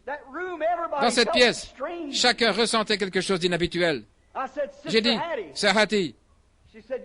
Elle dit, oui, frère Branham. Ainsi dit le Seigneur. Dites quelque chose que vous désirez. Peu m'importe ce que c'est. Si vous voulez savoir que Dieu m'a donné ce ministère, dites n'importe quelle chose que vous désirez. Ainsi dit le Seigneur. Si vous le dites, je le dirai après vous et vous l'aurez immédiatement. 8 personnes étaient là et regardaient. Elle dit, Frère Branham, que vais-je dire? C'est à vous de décider. Il y avait là sa sœur paralysée, son père âgé. Elle était pauvre. Elle pouvait demander de l'argent. Elle pouvait demander tout ce qu'elle voulait. Je lui ai dit, demandez n'importe quelle chose que vous avez dans le cœur, tout ce que vous voulez. Demandez-le. Et ainsi dit le Seigneur, je le dirai après vous et vous l'aurez. Elle a dit, le salut de mes 2 garçons. Vous l'avez au nom du Seigneur. Et ces 2 jeunes adolescents à l'esprit moderne qui haïssaient la cause même de Christ s'attrapèrent l'un l'autre et se mirent à crier les bénédictions de Dieu.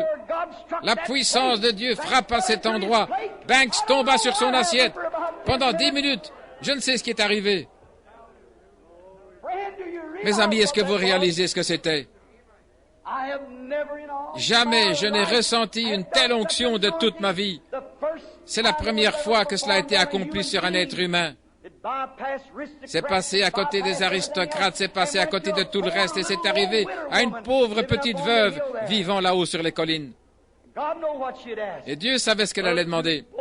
Ces 2 garçons furent sauvés glorieusement à la minute même où ça a été parlé. Si elle avait demandé 10 000 $, il lui aurait été donné. Si elle avait demandé la guérison de sa sœur, ça lui aurait été donné. Quoi que ce soit qu'elle aurait demandé, ça lui aurait été donné. Je crois que l'Église du Dieu vivant est maintenant en train d'arriver dans une sphère qui va secouer le monde entier. Depuis l'époque de Jésus de Nazareth, c'est la première fois qu'il a été dit à un être humain, « Demande ce que tu veux, et cela te sera accordé. » Quoi que vous désirez. Ne voyez-vous pas que les paroles de Jésus-Christ sont en train de s'accomplir? Oh, cela va arriver très bientôt. Je m'attends à ce que ça arrive dans cette réunion. Je veux que cela arrive maintenant. Que cette onction frappe l'Église entière du Dieu vivant et qu'elle se lève comme une puissante armée en marche. Les malades seront guéris par une parole. Les aveugles verront, les sourds entendront, les morts seront ressuscités. Et la puissance de Dieu secourra le monde par l'Église de Dieu vivant. Nous en sommes dans le processus maintenant. Je crois que ça va arriver très bientôt. Je crois que ce sera exactement de cette manière. Je crois que ça va bientôt frapper l'Église de Dieu. Ça va commencer un réveil qui secourra le monde. Je le crois. Le Seigneur Dieu du ciel qui a fait les cieux et la terre, dont je suis le serviteur, je me tiens ici maintenant devant vous. Et au nom de Jésus-Christ, Ces paroles sont vraies.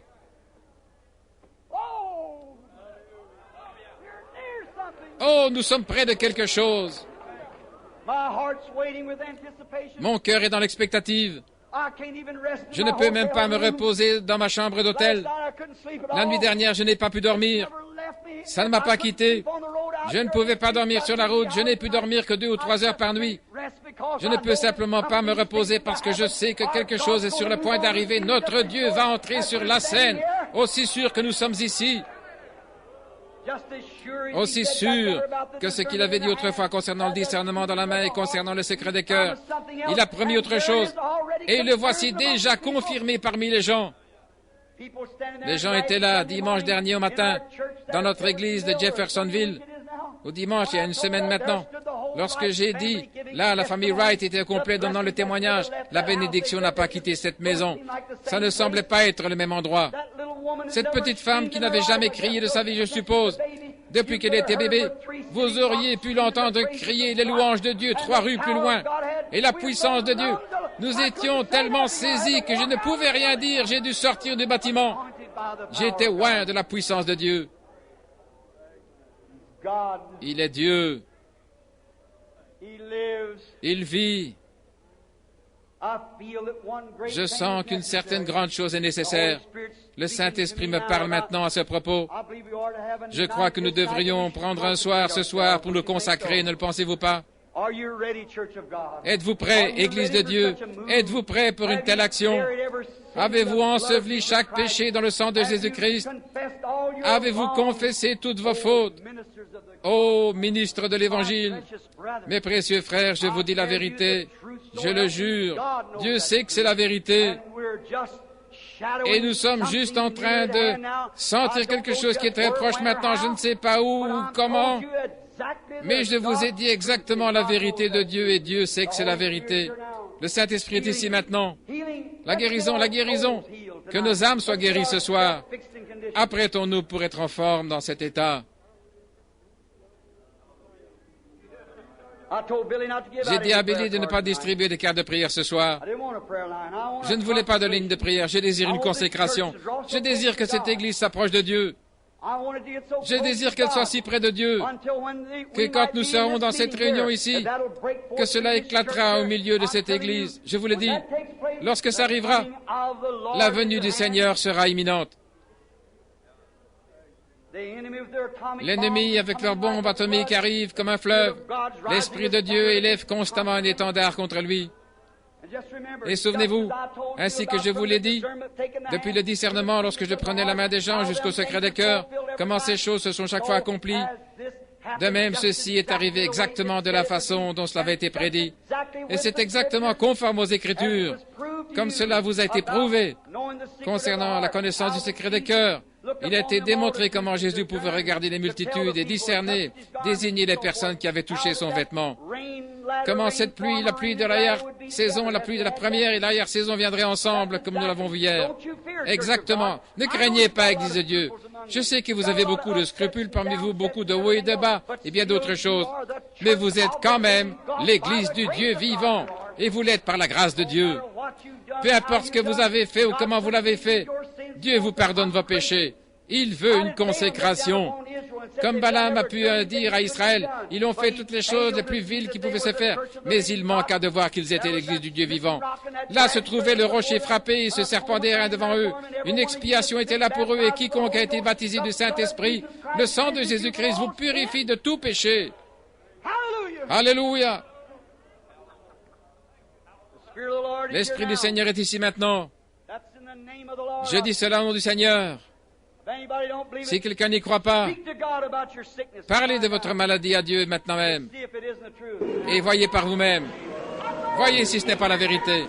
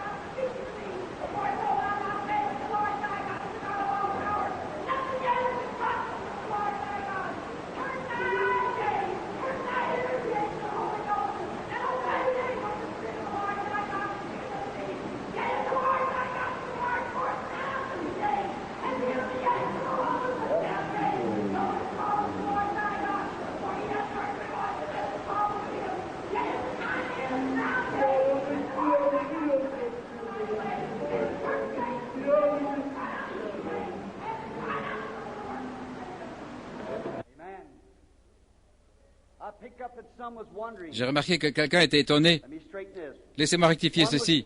Une personne a parlé avec peu de mots. Une autre a interprété avec beaucoup de mots. La femme passa de l'interprétation à la prophétie. C'est exactement cela. Comprenez-le bien. C'est parfaitement vrai. Il a dit la vérité. Amen. Le Saint-Esprit est ici. La puissance du Dieu vivant. Malade. Il n'y a pas besoin d'être malade. Croyez-vous? Y a-t-il quelqu'un de paralysé, affligé? Qu'en est-il de vous là-bas dans le fauteuil roulant? Croyez-vous? Vous croyez? Il y a un homme assis là derrière qui regarde vers lui. Il porte une cravate rouge. L'ange du Seigneur se tient au-dessus de cet homme. Je ne le connais pas. Il a une cataracte aux yeux, c'est vrai. Vous n'êtes pas d'ici. Vous êtes de Salt Lake City. C'est votre dernier soir ici. Voulez-vous retourner guéri? Levez-vous et acceptez votre guérison.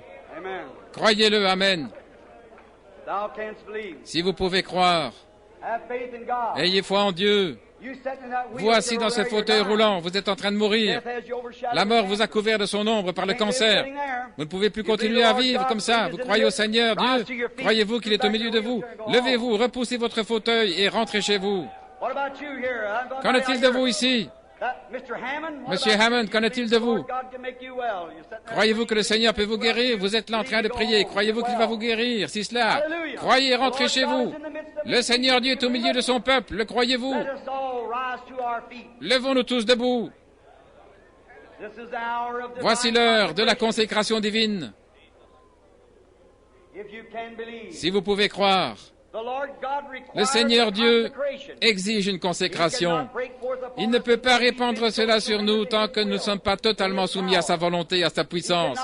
Il ne peut répandre cela tant que nos cœurs ne sont pas entièrement purifiés du péché et des choses du monde, à tel point que le Saint-Esprit puisse nous diriger et nous entourer, comme il le fait maintenant et moi-même. Comment est-ce que je connais ces choses? Ce n'est pas moi. C'est lui qui parle. Je vous ai dit la vérité à son sujet. Il y a quelque chose de nouveau qui est en train de s'annoncer. Et cela arrive. Observez, voyez. Et cela s'annonce aussi sûr que je me tiens à cette estrade. Soyez prêts pour cela, pour recevoir le Seigneur Dieu dans de grandes bénédictions. Vous, Église du Dieu vivant, chacun de vous, utilisez cette soirée, une consécration à Dieu, où vous allez prendre, vous les gens malades, oubliez votre maladie, pendant que le Dieu du ciel se tient ici. Où est-il? Tout autour de vous, à travers vous, en vous. Le Dieu du ciel. Certainement. Levez les mains et levez vos voix. Consacrez-vous au Seigneur. Seigneur Dieu, je me consacre moi-même. Aide-moi dans ce nouveau ministère, Seigneur. Que ta puissance, ta force, ta miséricorde moignent par le Saint-Esprit. Alors que tu consacres cette Église et ces choses que j'ai dites au sujet de ces animaux que tu as appelés à l'existence. Seigneur Dieu, prends ton Église dans ta puissance, sous ta garde, et remplis-la du Saint-Esprit. Ô Dieu, pardonne les péchés de l'Église, pardonne nos désaccords, Seigneur, et déverse fraîchement, et une nouvelle fois d'en haut, le baptême du Saint-Esprit sur ton peuple. Accorde-le, Seigneur. Levez les mains en l'air, louez-le. Chantez de glorieuses louanges. Consacrez-vous à lui. L'homme s'est levé de son fauteuil roulant et il loue Dieu, les mains en l'air. L'homme qui était assis dans le fauteuil roulant s'est levé et il donne la gloire à Dieu. Alléluia. Donnez-lui la gloire, vous tous. Laissez le Saint-Esprit prendre la direction de la réunion et la conduire de la consécration. Que chacun de vous, au fond de son cœur, extrayez toute racine d'amertume, le péché, toute l'incrédulité, tout le scepticisme que vous avez dans le cœur. Jetez ça dehors. Préparez-vous. Le Saint-Esprit va faire de grandes choses au milieu de vous. Seigneur Dieu, écoute la prière de tes enfants qui se consacrent à toi. Nous venons avec foi, nous te croyons, Seigneur, de tout notre cœur. Nous nous repentons de nos péchés. Seigneur, pardonne-moi de toutes mes fautes. Pardonne. Seigneur, il y a mes frères dans le ministère, pardonne les fautes de l'Église, nos fautes.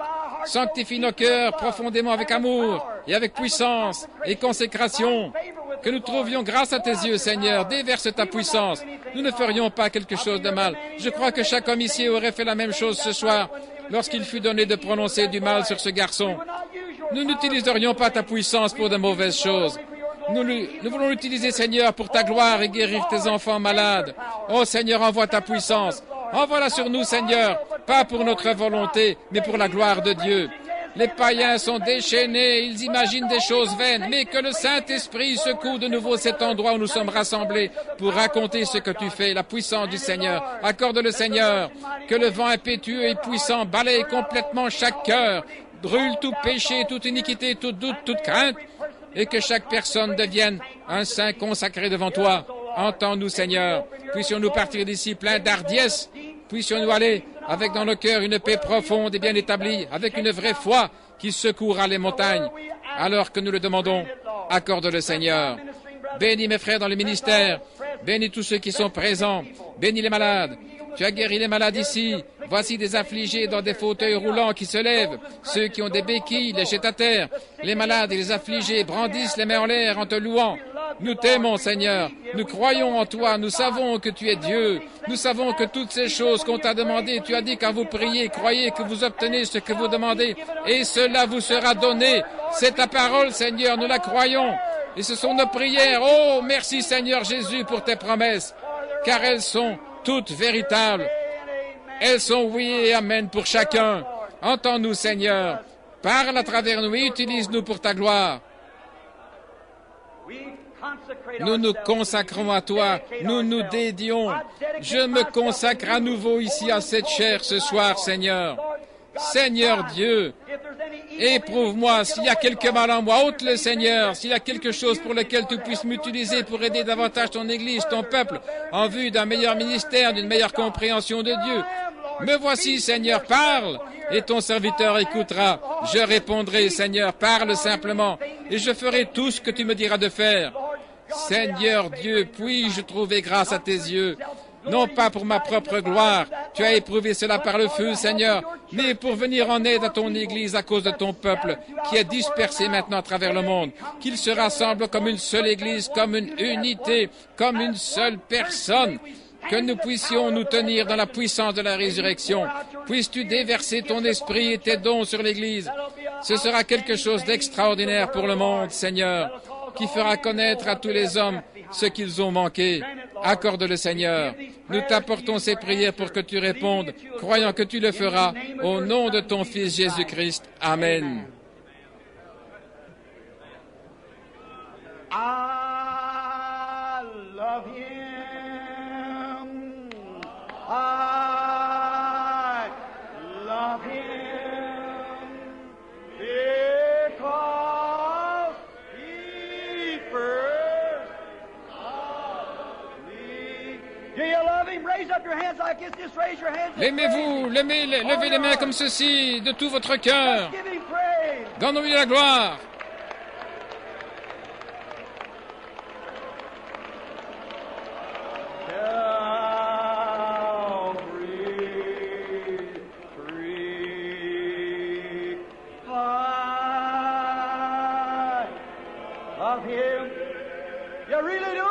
L'aimez-vous vraiment?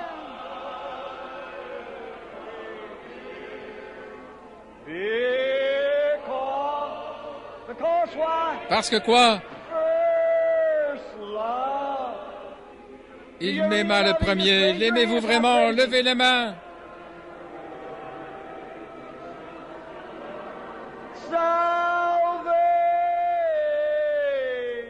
Il a acquis mon salut.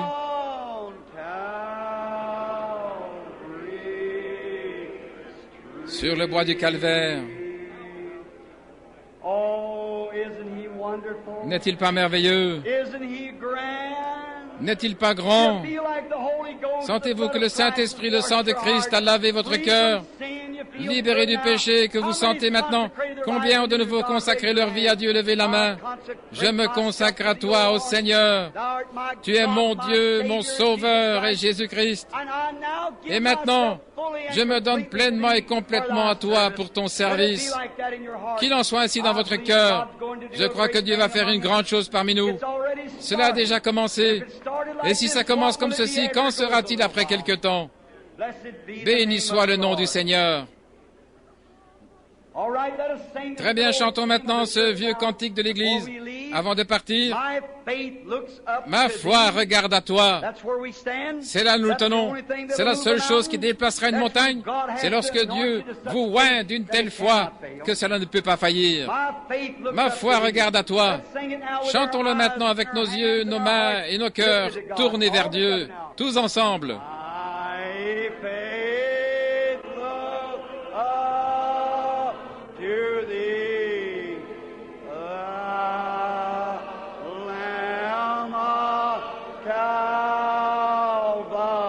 Toi, agneau du calvaire,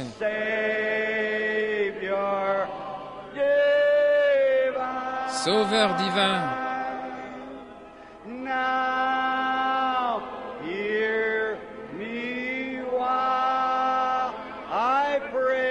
écoute-moi alors que je prie.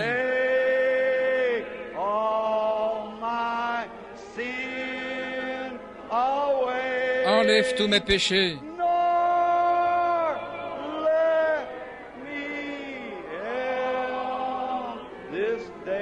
Ne me laisse pas dès ce jour.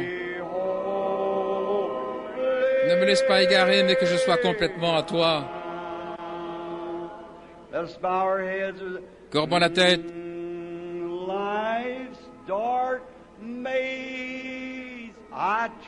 Quand je marche dans le sombre labyrinthe de la vie,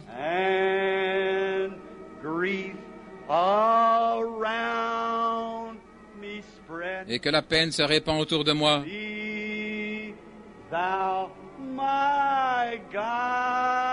toi, sois mon guide.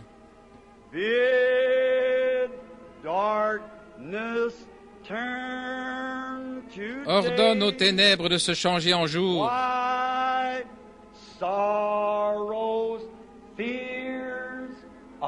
Essuie les larmes de douleur.